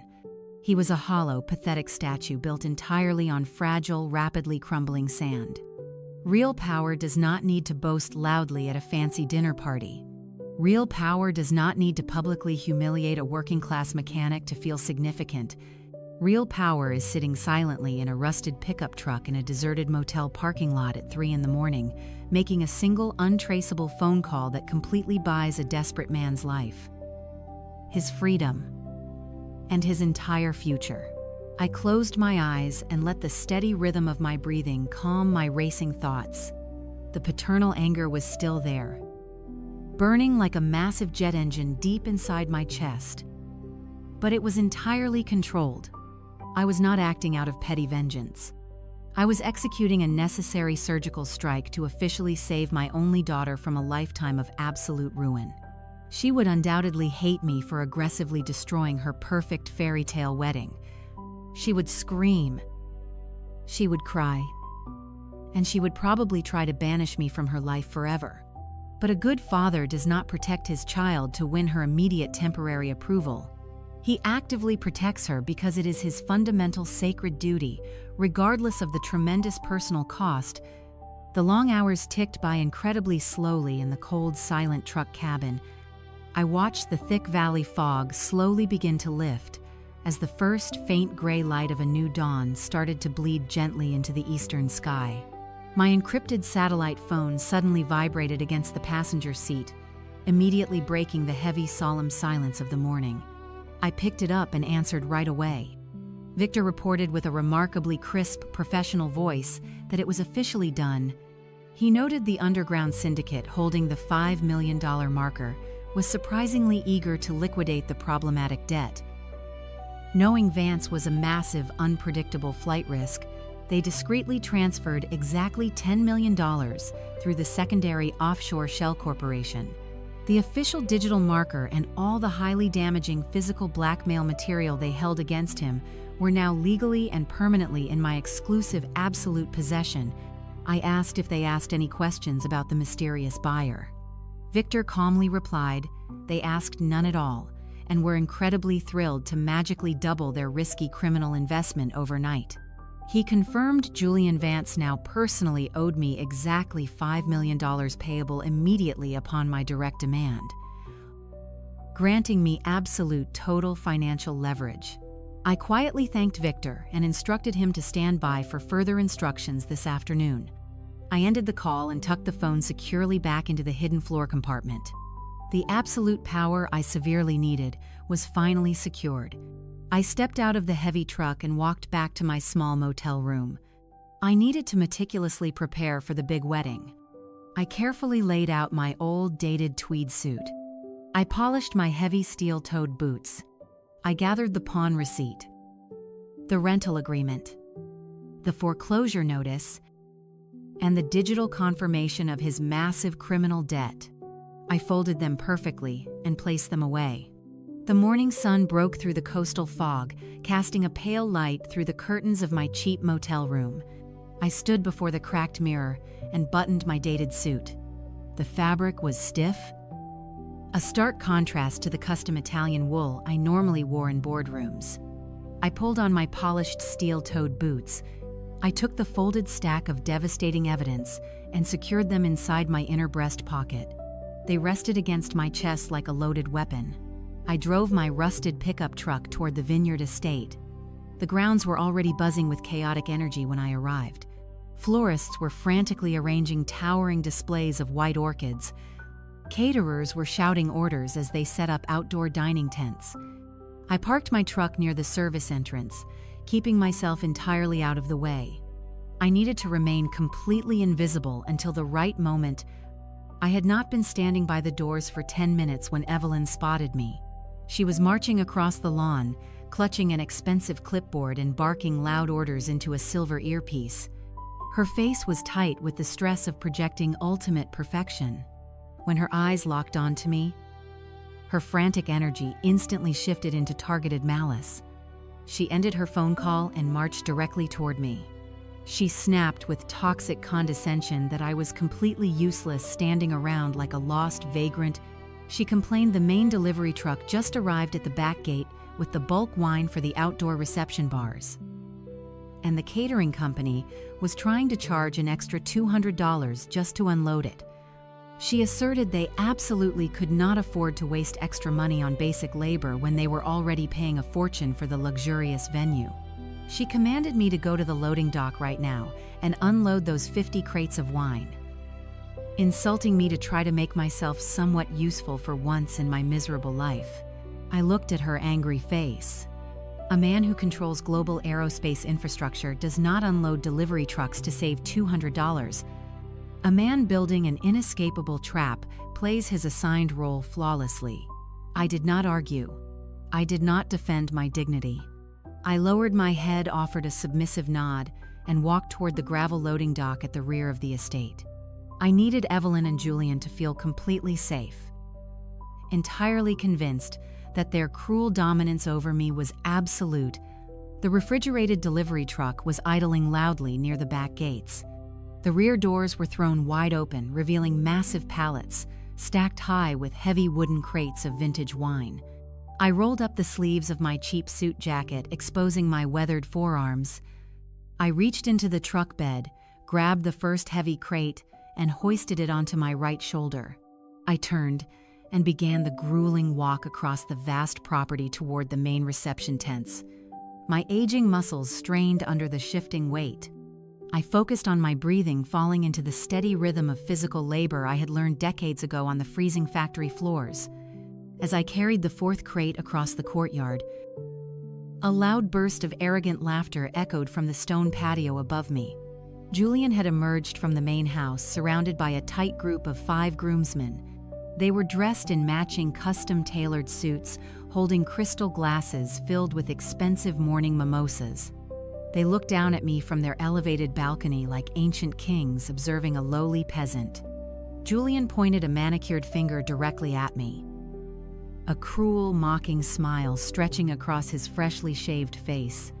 He loudly called out to his boys to look at the pathetic display, theatrically shaking his head in pity. He gloated that he told them they had their very own personal pack mule for the weekend. The groomsmen erupted into vicious laughter.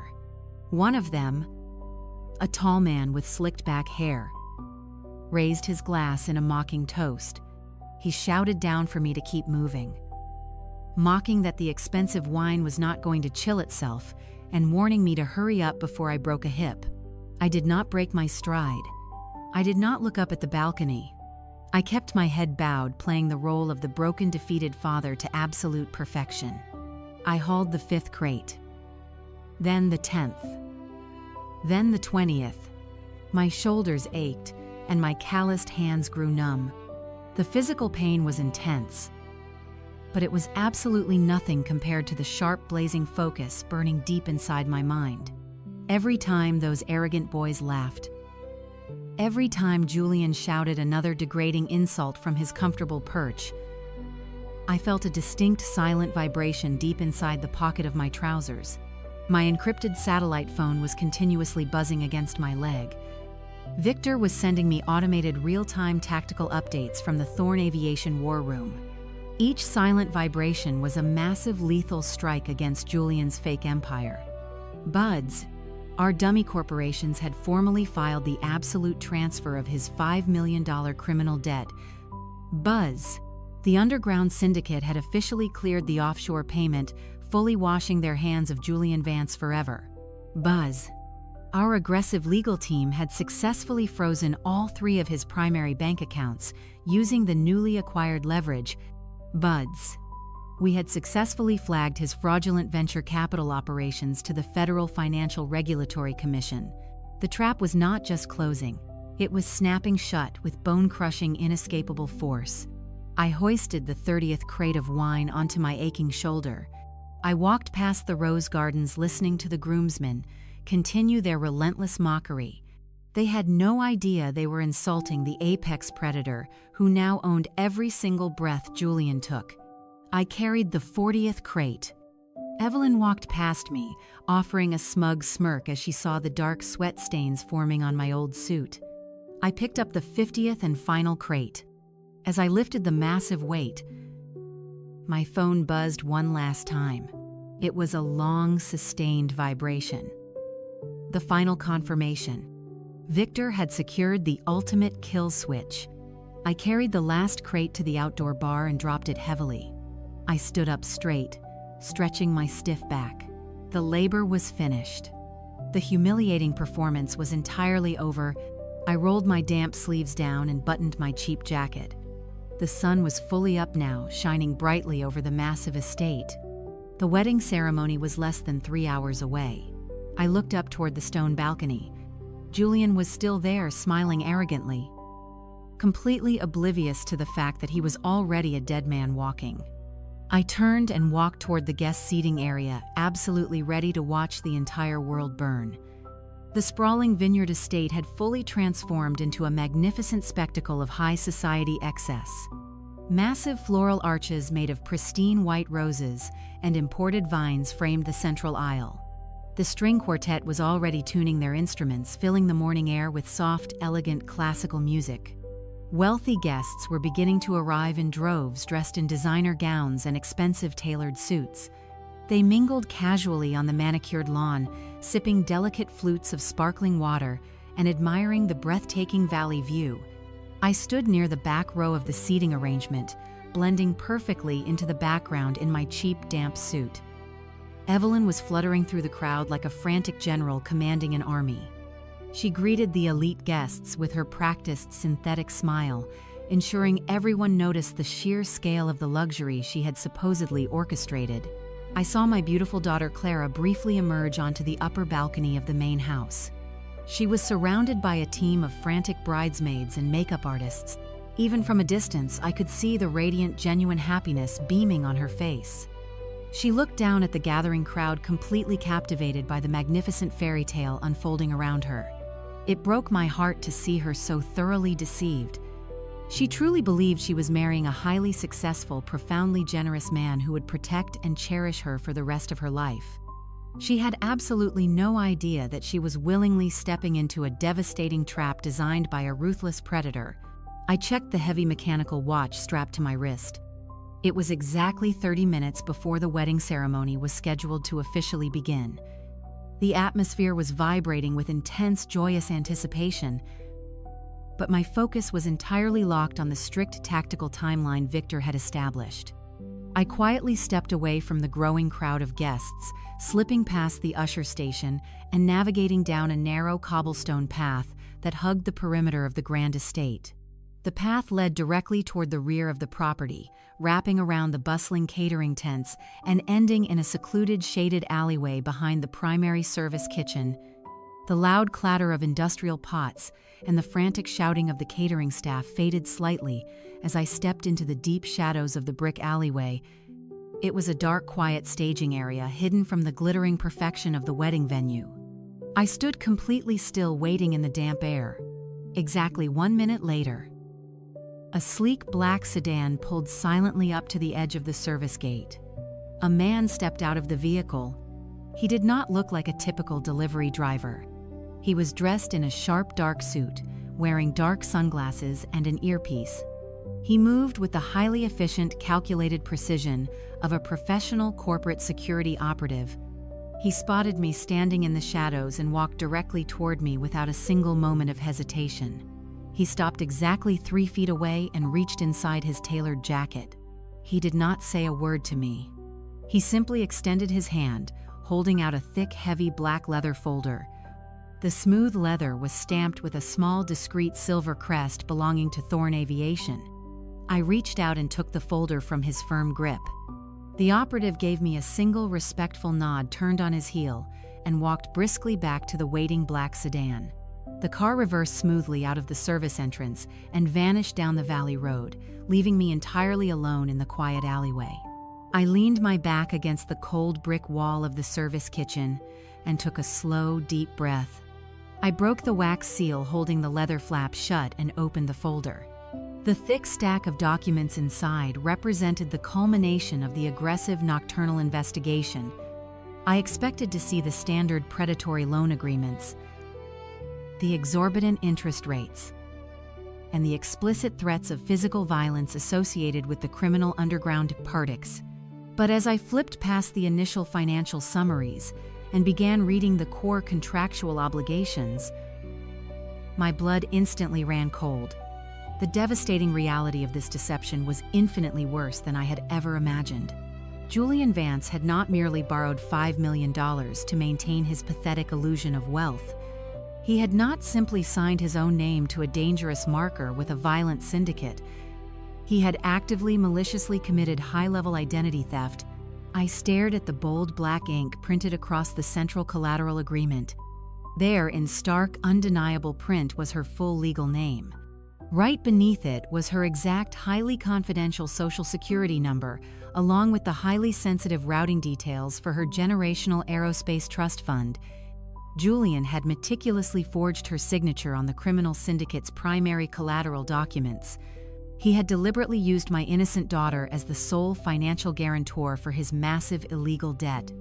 If Julian defaulted on the $5 million payment, the violent syndicate was not going to break his legs. They were legally and forcefully authorized by those forged documents to completely drain that entire trust fund. He had essentially offered her up as a sacrificial lamb to save his own skin. The sheer sociopathic cruelty of his calculated plan was staggering. He had spent the last 2 years showering her with fake affection, buying fake gems, and renting expensive cars solely to gain enough access to her private financial records to execute this massive, devastating theft. A cold, absolute fury settled deep into my bones. The time for observation was completely over. I pulled my encrypted satellite phone from my pocket and dialed the private number. He answered immediately. I told Victor, in a dangerously quiet hollow register, that I had the black folder and had seen the collateral agreement, stating Julian had forged her signature and used her identity to secure the entire marker. Victor smoothly replied that he saw it too, and the level of blatant fraud was truly exceptional. Confirming they had the complete digital trail proving Julian accessed her private financial files exactly 3 days before securing the illegal loan. I ordered Victor to finalize the purchase immediately, transferring the absolute maximum amount of offshore funds right now, regardless of the cost to buy the debt, and execute the transfer. So I had complete, unquestionable ownership of the entire situation. Victor confirmed the funds were transferring, and the syndicate officially released all claims, stating I was now the sole exclusive owner of all debt from Julian Vance, his fraudulent contracts, and his entire future, making him officially my property. I ended the call and placed the phone into my pocket. The heavy folder felt like a loaded weapon in my hands. The elaborate, deceitful game Julian had played was finally coming to a violent end. I stepped out of the dark alleyway and walked back toward the bright sunlight. It was officially time to attend the beautiful wedding ceremony of Clara. The magnificent vineyard wedding ceremony was a flawless, meticulously rehearsed theatrical performance. I sat silently in the very last row of the pristine white folding chairs, watching as my beautiful daughter pledged her eternal life to a man who was actively planning to completely destroy her. Clara looked breathtaking in her custom gown, her face glowing with genuine joy as she recited her heartfelt vows. Julian played the role of the devoted, deeply emotional tech billionaire groom to absolute perfection. He held her hands gently, wiping away a single manufactured tear from his cheek as he promised to protect her and provide for her forever. The wealthy guests, seated in the front rows, sighed and murmured in absolute admiration, completely captivated by the beautiful romantic spectacle. I did not shed a single tear. I just sat quietly in the back, feeling the heavy black leather folder resting securely against my chest. After the ceremony concluded, the guests seamlessly transitioned into the climate-controlled outdoor reception tents. The level of sheer luxury was staggering. Towering crystal chandeliers hung from the draped fabric ceilings, casting a warm, golden glow over the perfectly arranged dining tables. Waiters circulated endlessly, carrying silver trays loaded with premium champagne and exotic food. I found my assigned seat at a small, dimly lit table, tucked away in the furthest back corner of the grand tent, positioned right next to the swinging doors of the service kitchen. Evelyn had explicitly placed me there to ensure I remained entirely invisible to her wealthy friends. It was the perfect vantage point for me to quietly observe the impending disaster. As the opulent evening progressed, Julian began to visibly unravel under the intoxicating weight of his own perceived success. He drank glass after glass of the most expensive vintage champagne available, deeply convinced that his fraudulent financial schemes were now entirely secure.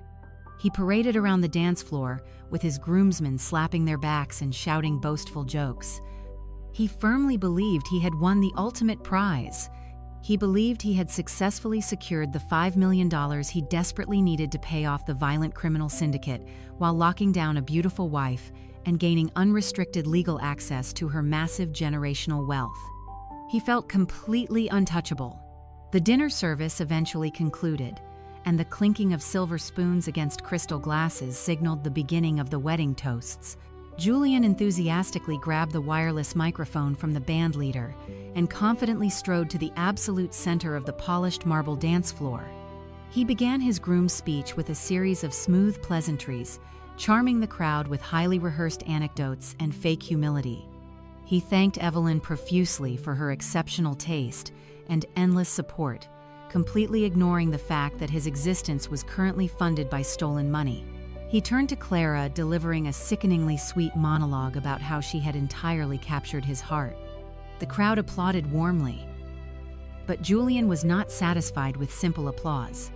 He was drunk on expensive liquor and completely consumed by his own toxic ego. He needed to assert total, unquestionable dominance. As the clapping slowly faded, his calculating eyes began to scan the sea of faces in the crowded reception tent. I knew exactly who he was looking for. His gaze swept over the brightly lit tables near the front and pierced through the shadows, landing directly on me sitting in the back corner. The charming, handsome smile instantly vanished from his face, replaced by a cruel, deeply malicious sneer. The heavy microphone crackled slightly in his hand. He had decided that his perfect evening would not be completely fulfilling unless he publicly humiliated the man he viewed as absolute garbage. Julian turned his back and signaled for the catering staff to bring out the wedding cake. A towering 4-tier champagne masterpiece covered in gold leaf and delicate sugar flowers was carefully rolled onto the dance floor. The guests murmured in appreciation. Julian took the large, ornate silver cake knife from the table. He did not ask Clara to join him for the traditional cake-cutting ceremony. Instead, he aggressively sliced an oversized chunk of the rich cake and scooped it forcefully onto a small porcelain plate. He handed the silver knife back to a startled waiter. Holding the plate with the massive slice of cake in his right hand, Julian grasped the wireless microphone tightly in his left. He stepped away from the cake table and began to walk purposefully across the long, crowded ballroom, heading toward my dark corner. The entire reception tent grew incredibly quiet. The wealthy guests exchanged confused, nervous glances as they watched the groom march aggressively past their tables. The heavy bass of his expensive leather shoes echoed slightly on the wooden floorboards. Clara stood frozen near the center of the room, her smile faltering as she watched her new husband storm toward the back of the tent. Evelyn watched the scene with a cold smirk spreading across her face, clearly anticipating the cruel public spectacle. Julian finally reached my small table. He stopped just inches away from me, his chest heaving slightly, his eyes burning with intense toxic hatred. I did not stand up. I did not break eye contact. I remained seated in my cheap tweed suit, my hands resting calmly on my lap, projecting an aura of total stillness. Julian raised the microphone to his lips, his voice echoing loudly through the massive speaker system for every single guest to hear. He mockingly announced he had been blessed tonight, surrounded by successful, powerful people, but sarcastically claimed they could not forget those less fortunate and must show charity to those who completely failed in life. Before I could even register his next movement, Julian suddenly dropped the microphone onto the table. He grabbed the massive slice of frosting-covered wedding cake with his bare hand, lunged forward with aggressive force, and shoved it directly into my face. The heavy, sticky mass of champagne cake and thick buttercream frosting smashed hard against my nose and cheeks, instantly blinding me and sliding messily down the front of my cheap dated suit jacket. He aggressively shouted into the unmiked air for the beggar to try some dessert, cruelly stating he could not have people saying he let his pathetic father-in-law starve at his own wedding. The brutal, humiliating action sent a massive shockwave of pure energy through the reception tent. For one brief, terrifying second, the massive room was completely dead silent. Then Julian's rowdy group of groomsmen erupted into loud, cruel, echoing laughter. Their vicious amusement quickly spread. Evelyn stood near the front, her smirk widening into absolute satisfaction. My daughter stayed completely silent, looking absolutely terrified, holding her hands tightly over her mouth in pure shock. I remained perfectly still, slowly wiping the heavy frosting from my eyes. The cold cream dripped onto the collar of my worn shirt, ruining the cheap fabric. I did not flinch, and I did not wipe it away entirely. I stared directly into his arrogant eyes, completely silent, absolutely ready to finally unleash my power. The heavy cake slid down my cheek, landing with a soft thud on the pristine white tablecloth. The sticky sugar clung to my eyelashes and weighed down the collar of my cheap suit. I did not raise a hand to wipe it away. I just sat there, projecting a terrifying stillness that seemed to suck the oxygen out of the massive tent. Julian stood above me, his chest puffed out like a victorious conqueror, completely intoxicated by the sound of his groomsmen laughing at my expense. He held his arms out wide to his wealthy audience, soaking in the cruel adulation. Evelyn leaned against a nearby table, her eyes glittering with malicious joy as she watched the poor mechanic finally put in his rightful place. My daughter remained frozen on the dance floor. Clara looked as though the ground had suddenly given way beneath her feet. She was paralyzed by the sudden, vicious cruelty displayed by the man she was supposed to marry in less than 24 hours. She opened her mouth to speak, but no words came out. Julian turned his back to me, raising his hands to command another round of applause for his pathetic ego trip. That was when the heavy, booming sound of a chair violently scraping against the marble floor echoed through the silent room. The sharp noise cut through the fading laughter like a gunshot. From a highly exclusive VIP table situated near the front of the stage, a massive figure suddenly stood up. It was Marcus Sterling. Marcus was a legitimate, ruthless billionaire aviation mogul. He was one of the most powerful and influential developers of aerospace technology on the entire West Coast.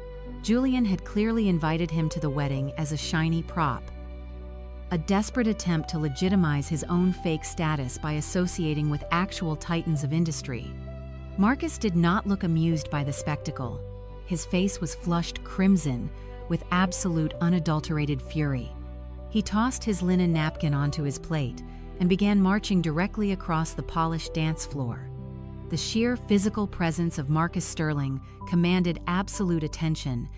He was a large, imposing man who did not tolerate foolishness. The remaining murmurs in the crowd instantly died. The wedding band, sensing the sudden dangerous shift in the atmosphere, abruptly stopped playing their soft background music. The silence that fell over the reception tent was heavy and suffocating. Julian turned around, a confident, slightly confused smile plastering his face as he watched the billionaire approach. He clearly thought Marcus was coming over to congratulate him, to join in the cruel joke against the poor, uneducated father of the bride. Julian even took a step forward, extending his hand in a desperate gesture of wealthy camaraderie.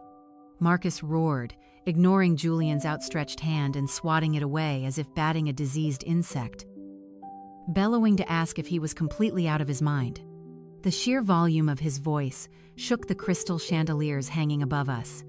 His eyes were wide with a mixture of profound shock and deep burning anger. He pointed a thick, trembling finger directly at Julian's chest, calling him a stupid, arrogant child with a literal death wish. Julian flinched violently, his confident smile shattering into a million pieces. The sudden, aggressive verbal assault from a man he deeply idolized physically staggered him. Julian stammered that he did not understand, his voice dropping 2 octaves into a pathetic, wavering pitch, claiming it was just a harmless joke because I was just a mechanic.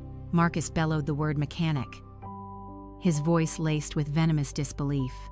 He took another step forward, backing Julian up against my small table. He declared Julian was the most pathetic, oblivious fraud he had ever encountered. He explicitly identified me as Elias Thorne, the man who owned the aerospace manufacturing plants Julian claimed to contract with, the man who owned the global logistics empire, controlling the aviation supply chain, and the man who owned that massive Apex testing facility Julian spent the entire cocktail hour bragging about acquiring. Marcus definitively stated I was the billionaire who just bought the facility out in cash yesterday morning. The collective gasp that rippled through the reception tent was incredibly loud. 200 wealthy socialites, investors, and family members simultaneously inhaled in pure, unadulterated shock. The words hung in the cold air, completely destroying every single lie Julian Vance had ever told. The revelation hit the room like a tactical missile. Evelyn dropped her crystal champagne flute.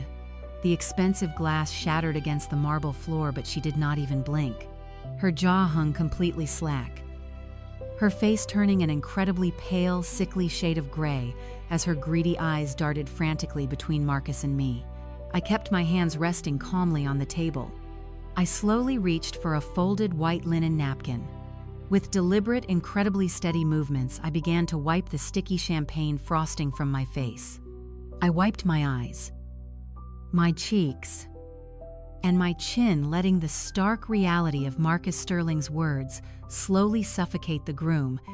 Julian looked as though his soul had just been violently ripped from his body. The blood completely drained from his face, leaving him looking like a terrified corpse, his arrogant shoulders slumped forward. His breathing turned into shallow, rapid gasps. The man who had just shoved cake into my face was currently experiencing a complete psychological collapse in front of 200 people. He slowly turned his head to look at me. The smug, untouchable venture capitalist was completely dead. In his place stood a terrified little boy who suddenly realized he had just picked a fight with the legendary apex predator. He stared at the faded tweed suit I was wearing, finally understanding the terrifying depth of my deception. I had not come to this wedding as a poor, defeated mechanic. I had come disguised as prey to lure him into an inescapable cage, and he had walked right into it, eagerly locking the heavy steel door behind himself. Clara took 2 shaky steps forward, her eyes wide with total confusion and dawning horror.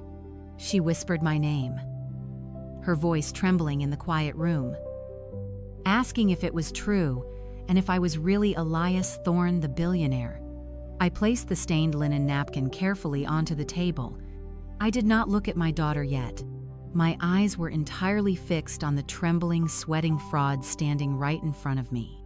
I pushed my chair back, the wooden legs scraping loudly against the floorboards.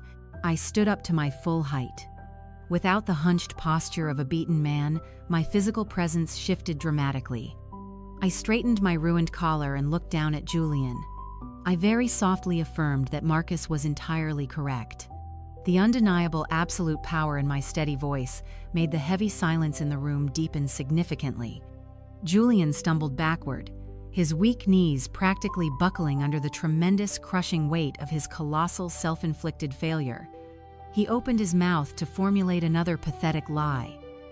But he had absolutely nowhere left to safely run or hide. The grand, extremely expensive illusion was finally completely shattered. I stepped gracefully away from the small table, leaving the ruined cake behind, entirely prepared to strike the final blow.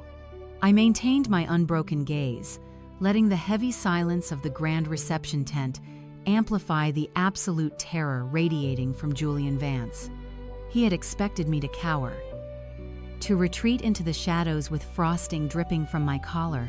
Instead, I reached for a fresh linen napkin resting on the edge of the table. With slow, methodical, and profoundly steady movements, I wiped the remaining sticky cake from my face. I discarded the soiled napkin, tossing it onto the floor at his expensive leather shoes. The murmurs of the wealthy guests had completely died away. Marcus Sterling stood a few feet away, his arms crossed, watching with grim satisfaction. Evelyn looked as though she was about to faint, her manicured hands clutching the edge of a chair for physical support. I stepped forward, closing the distance between me and the man who thought he had conquered my family. The pathetic illusion of the clueless, uneducated mechanic evaporated entirely.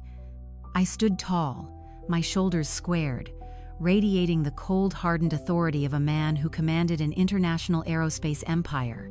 Julian instinctively took a clumsy step backward, his chest heaving as he finally recognized the catastrophic mistake he had just made. I reached inside the breast pocket of my damp, ruined suit jacket. My fingers closed around the thick, heavy black leather folder that the operative had delivered to me in the alleyway just hours earlier. I pulled it out slowly, letting the silver crest of Thorn Aviation catch the warm light of the crystal chandeliers. Julian stared at the folder, his eyes wide with a sickening realization. He knew exactly what kind of documents required that level of corporate security. Without breaking eye contact, I raised the leather folder and tossed it directly at his chest. The heavy binding struck him hard against his sternum. He fumbled to catch it, but his hands were shaking too violently. The folder hit the marble dance floor, bursting open upon impact. A massive stack of highly confidential legal documents, bank statements, and printed background checks scattered widely across the polished surface. The stark, undeniable evidence of his entire fraudulent existence lay spread out for the entire world to see. I clearly and firmly stated to him across the silent room that his highly exclusive elite venture capital fund was an absolute phantom, declaring there were no aerospace acquisitions or international corporate mergers. I exposed his entire operation as nothing but a legally registered limited liability company with exactly zero assets, zero legitimate clients, and absolutely no investment history. I revealed he had been living off a fabricated portfolio, using counterfeit bank statements to charm desperate investors and foolish socialites who were too blinded by his rented suits to verify his actual net worth. The guests in the front rows began to whisper urgently among themselves. A few men who had likely invested their own money with him turned pale, immediately reaching for their phones. Julian opened his mouth desperately, trying to formulate a defense, but his throat was completely dry. He looked down at the scattered papers, realizing that every single lie he had carefully spun over the last 5 years was permanently documented right there on the floor. I turned my attention away from the trembling coward and looked directly at my daughter. Clara was standing frozen on the edge of the dance floor, tears brimming in her beautiful eyes. Her hands were still clasped tightly over her mouth. I gently softened my voice to speak only to her, instructing her to take off that engagement ring right now. She lowered her trembling hands, looking down at the massive sparkling stone on her finger. I forced the harsh reality into the open, explaining it was completely made of lab-grown sapphire and a worthless fake. I told her that 3 months ago, the exact same week he proposed, the man standing in front of her walked into a shady pawnbroker in the underground market. He took the priceless, flawless heirloom emerald that her late grandmother entrusted to him, ruthlessly ripped it out of its antique platinum setting, and pawned her family legacy for quick, desperate cash, just to pay the venue deposit for this very wedding. Clara let out a sharp, devastated gasp. She pulled the ring from her finger as if the metal had suddenly burned her skin. She stared at the fake stone, the betrayal washing over her face in a wave of profound heartbreak. She looked up at Julian, silently begging him to deny it, begging him to tell it was a misunderstanding. But Julian could not even look her in the eye. He stared at the floor, his jaw trembling silently, confirming every single word I had just spoken. Evelyn let out a loud theatrical wail, finally comprehending that her grand social climb was entirely funded by cheap synthetic stones and stolen family heirlooms. She collapsed into a nearby chair, burying her face in her hands. The entire room watched in absolute horror as the handsome, charming groom was systematically dismantled, exposed as nothing more than a pathetic thieving parasite who had preyed upon the innocent trust of a young woman. I turned my focus back to Julian. It was time to deliver the final crushing blow. I took a slow, deliberate step forward, invading his personal space, forcing him to look up at me. He was completely trapped, pinned between my towering presence and the gathered crowd of furious guests. I dropped my voice to a dangerously low, gravelly whisper that carried a lethal edge, telling him he did not just pawn a ring to survive. I exposed that he borrowed exactly $5 million from an incredibly violent syndicate connected to international black markets because he was desperate and cowardly. I explained that instead of using his own name, he committed malicious identity theft, deliberately using my innocent daughter's highly confidential social security number as the primary collateral for his illegal marker.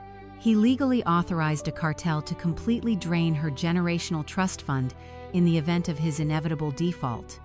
Julian squeezed his eyes shut, a single tear of pure, unadulterated fear leaking down his pale cheek. His entire body was shaking violently. He knew that the penalty for stealing from those particular lenders was incredibly severe. I continued, letting my words strike him like physical blows, informing him his desperate little game ended tonight. I stated that as of 6 this morning, my global corporation aggressively intervened in the shadow market, purchasing that entire debt portfolio through our untraceable dummy corporations. I coldly informed him he did not owe the smugglers a single penny anymore because he owed me, and his entire pathetic life belonged to me now. I declared I was the sole absolute owner of his $5 million marker and was officially calling in the entire loan right now. I gave him exactly 10 seconds to process this reality before having my personal security team drag him out of the reception and hand him over directly to the federal authorities for massive financial fraud and felony identity theft. I commanded him to run away like the miserable coward he truly was, to get out of my sight and never return to my family. Julian did not run. His legs completely gave out beneath him, unable to support the massive weight of his sudden and absolute destruction. He collapsed onto the cold marble floor of the dance floor, his expensive tailored trousers pooling awkwardly around his knees. The arrogant, untouchable groom who had just shoved cake into my face was entirely gone. In his place was a broken, sniveling fraud. He crawled forward across the polished stone, closing the short distance between us. His hands, still sticky with the frosting he had used to humiliate me, reached out desperately. He grabbed onto the scuffed leather of my steel-toed boots, clutching them as if they were his only lifeline in a raging storm. Tears streamed down his pale face, mixing with the sweat of his profound panic. He wailed a pathetic, high-pitched whine that echoed terribly through the silent reception tent, begging me and promising he would do anything I wanted, offering to be my absolute slave if I just didn't destroy him or let them take him away, insisting he could fix it. I looked down at the weeping man clinging to my worn boots. There was absolutely no pity in my heart, only a deep, profound disgust. This was the predator who had manipulated my daughter, pawned her grandmother's priceless heirloom, and casually offered her financial future to a violent criminal syndicate just to fund his pathetic illusions of grandeur. I slowly, deliberately pulled my boot back, forcing his grasping hands to slip off the worn leather. I took a step away from him, creating a physical boundary between my family and his toxic existence. I coldly stated he could not fix a foundation built entirely on malicious lies. Noting his voice was completely void of emotion, I reminded him he made his choices with absolute arrogance, entirely convinced he was the smartest person in the room. And now he would face the absolute consequences of those choices. I raised my right hand into the air. I did not need to shout. I simply snapped my fingers. The sharp, crisp sound cracked through the heavy silence of the grand tent, like the breaking of a dry branch. Instantly, the heavy wooden doors at the main entrance of the reception hall swung wide open. The soft afternoon sunlight poured into the room, silhouetting the 5 figures marching aggressively down the central aisle. Leading the group was Victor. He was dressed in his immaculate dark charcoal suit, his face set in a mask of total uncompromising authority. Flanking him on both sides were 4 federal agents, wearing dark tactical jackets, their badges prominently displayed on their belts. The crowd of wealthy socialites parted immediately, shrinking back against their decorated tables to clear a wide path for the approaching officers. The sheer undeniable reality of federal law enforcement entering a billionaire wedding reception sent a wave of terrified murmurs through the elite guests. Victor stopped exactly 2 feet away from where Julian was still kneeling on the marble floor. He looked at the broken groom with mild contempt before turning his respectful gaze entirely to me. Victor clearly stated they had the warrants. He confirmed the offshore transfers were locked, and the identity theft charges had been formally filed with the federal prosecutor. I offered Victor a single firm nod. I commanded them to arrest him for aggravated identity theft, massive wire fraud, and extensive financial conspiracy. My voice carrying the absolute weight of a finalized judgment. The 2 lead agents stepped forward instantly. They grabbed Julian by his expensive suit jacket and hauled him roughly to his feet. Julian thrashed wildly, his panic finally overriding his physical weakness. He screamed hysterically, his voice breaking as the cold steel handcuffs snapped loudly shut around his wrists, begging Clara to tell me to stop. But Clara simply turned her face away, wrapping her arms around her own torso as tears of profound betrayal fell silently down her cheeks. The agents did not hesitate. They spun Julian around and began frog marching him aggressively down the long central aisle of the reception tent. Julian kicked and wailed, his expensive leather shoes sliding uselessly across the polished marble. His desperate, humiliated screams echoed loudly through the beautiful floral arrangements and crystal chandeliers, providing a perfectly pathetic soundtrack to the absolute destruction of his fraudulent empire. The crowd watched in stunned, breathless silence as the groom was dragged out of his own spectacular wedding and shoved forcefully into the back of a waiting federal transport vehicle.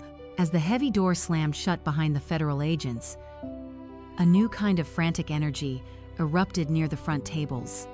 Evelyn had finally recovered from her initial state of paralyzing shock. She watched the man who was supposed to guarantee her entry into high society get hauled away like a common street thief. Her greedy, calculating mind frantically processed the devastating shift in power. She realized in a matter of seconds that the poor, uneducated mechanic she had relentlessly mocked and tormented all weekend was actually a titan of industry, with a net worth that completely dwarfed her wildest fantasies. She quickly smoothed down her expensive silk dress and pasted a sickeningly sweet, entirely synthetic smile onto her pale face. She practically sprinted across the dance floor, her heels clicking loudly as she rushed directly toward me. She gasped with an atrocious attempt at warmth, claiming it was all just so overwhelming and questioning why I did not tell them who I really was. She insisted they could have treated me so much better and planned something truly magnificent because we were family after all. I stared deeply into her wide, calculating eyes. I saw the pure, unadulterated greed swimming just beneath the surface of her pathetic smile. She did not care about the profound trauma her daughter had just endured. She did not care about the massive criminal conspiracy that had nearly destroyed our family.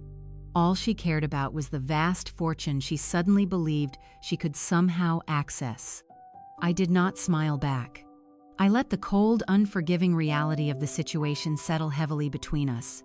I dropped my voice to a harsh, resonant tone that completely erased her fake smile, telling her she did not understand the true definition of family. I explained I gave her exactly what she asked for and played the assigned role flawlessly because it was the only way to expose the absolute truth. I looked right through her, letting my disgust show plainly, and stated I did not tell her about my wealth because she only loved a wallet and never loved a man. And she never would.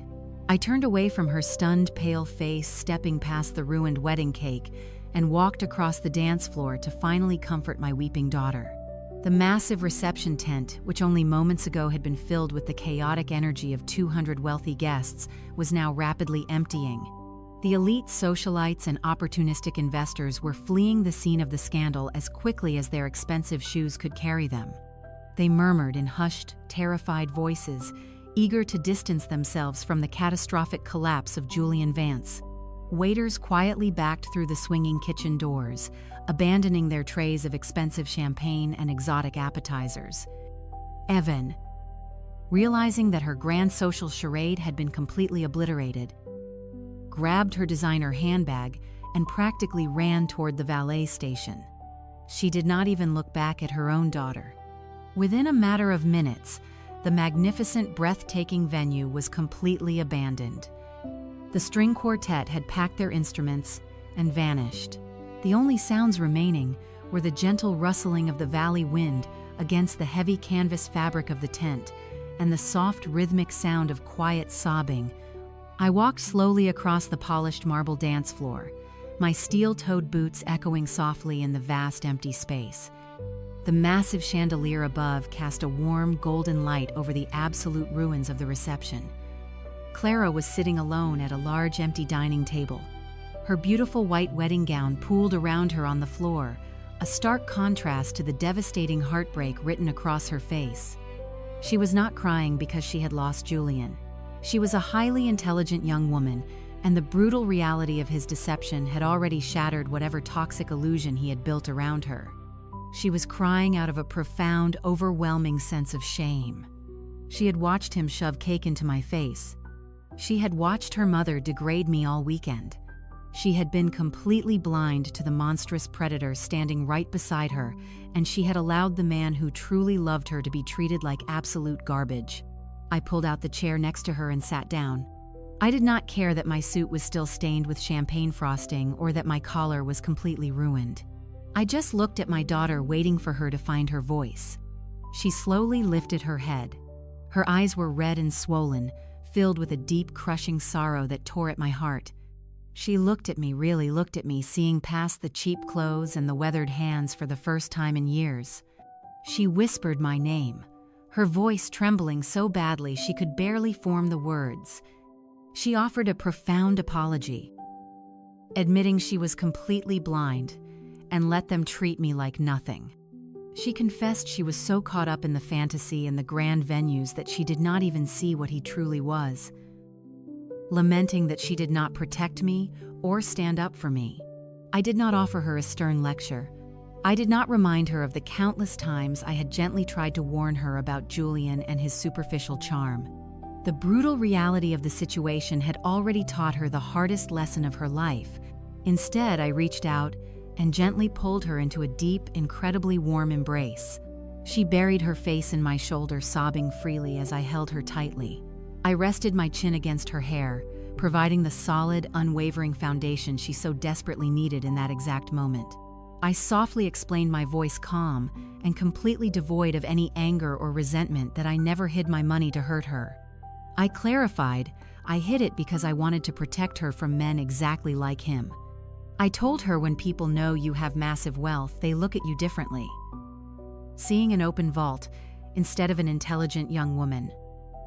And they manufacture an entire personality just to gain access to resources. I assured her I wanted her to build a life based on genuine connection and find someone who loved her for her heart, not for her aerospace trust fund. I reminded her Julian was a predator, skilled at wearing perfect camouflage, and she was not stupid, just trusting. And he weaponized her beautiful, trusting nature against her. Clara slowly pulled back from the embrace, wiping her tear-stained cheeks with the back of her hand. She looked down at the empty space on her ring finger, then reached into the small silk clutch resting on the table. She pulled out the massive, sparkling fake engagement ring that Julian had placed on her finger with so many empty promises. She stared at the synthetic stone, a look of profound disgust washing over her face. She reached out and placed the fake ring directly into the palm of my hand. She whispered, her voice growing slightly stronger and filled with a new quiet resolve for me to take it, stating she did not ever want to look at it again. I closed my hand around the worthless piece of glass and slipped it into my pocket. I stood up and offered her my hand gently, telling her it was time to go home because the illusion was completely over and it was time to step back into reality. She took my hand, lifting the heavy skirts of her custom designer gown, and stood up. Together, we walked away from the empty tables, the shattered crystal glasses, and the ruined cake. We walked out of the grand fake palace that Julian had built with stolen money and forged signatures. The warm valley sun was beginning to set, casting a brilliant orange and purple glow across the sky. The manicured lawns were entirely deserted. We walked past the empty valet station and headed directly toward the rear service parking lot. My old rusted pickup truck was sitting exactly where I had parked it earlier that morning. It looked completely out of place against the backdrop of the massive stone estate, but to me it looked absolutely perfect. I opened the heavy passenger side door. The hinges creaked loudly in the quiet evening air. Clara climbed inside her expensive wedding dress, filling the worn, cracked vinyl seat. I closed her door securely, walked around the front of the rusted hood, and climbed into the driver's seat. I inserted the key into the ignition and turned it. The old, powerful engine roared to life with a deep, vibrating rumble that shook the entire frame of the truck. In that quiet, deserted parking lot, the loud, unrefined mechanical roar sounded exactly like a triumphant victory cry. We pulled out of the service entrance and drove down the valley highway, leaving the deceit, the fraud, and the shallow world of Evelyn and Julian entirely behind us. The months that followed that explosive wedding day were a period of intense, necessary healing for my daughter. We spent a lot of time together, simply sitting on the porch of my quiet home, drinking coffee, and rebuilding our relationship from the ground up. Without the toxic influence of Julian or the suffocating vanity of Evelyn, Clara finally began to rediscover her true self. She started working alongside me at Thorn Aviation, learning the actual mechanics of our global operations from the bottom up. She realized that true success was not found in rented sports cars or fake emerald rings. It was built through quiet dedication, unwavering integrity, and genuine hard work.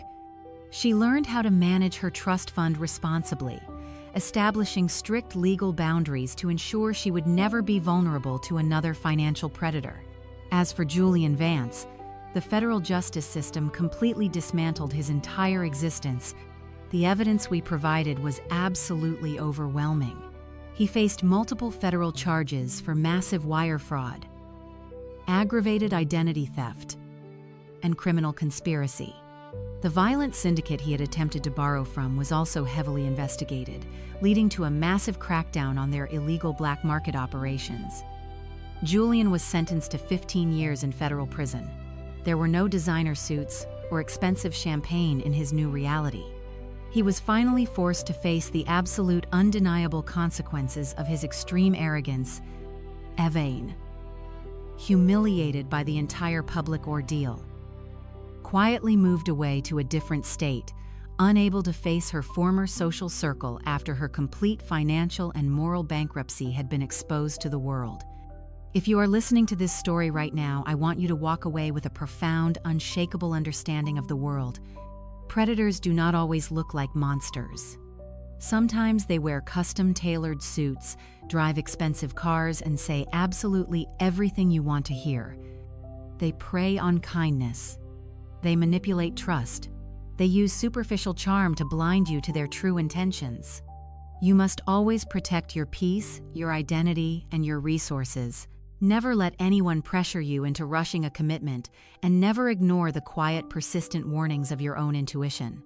True value is not measured by the price tag on a venue or the size of a gemstone. True value is measured by respect, honesty, and the willingness to stand by someone when the entire world falls apart. The greatest deception in life is not a fake smile or a rented sports car. It is the belief that wealth defines a person's worth. True power does not shout from the rooftops, nor does it demand a front row seat at the table. It sits quietly in the back, watching, calculating, and protecting those it loves. Never judge a man by the grease on his hands or the age of his suit, for the quietest men often hold the keys to the kingdom. Respect everyone, because arrogance will eventually dig a grave that your wallet cannot afford to fill. It is the strength of a father's love that endures, outlasting every hollow promise and surviving every shattered illusion, proving that a solid foundation built on truth will always stand firm against the darkest storms.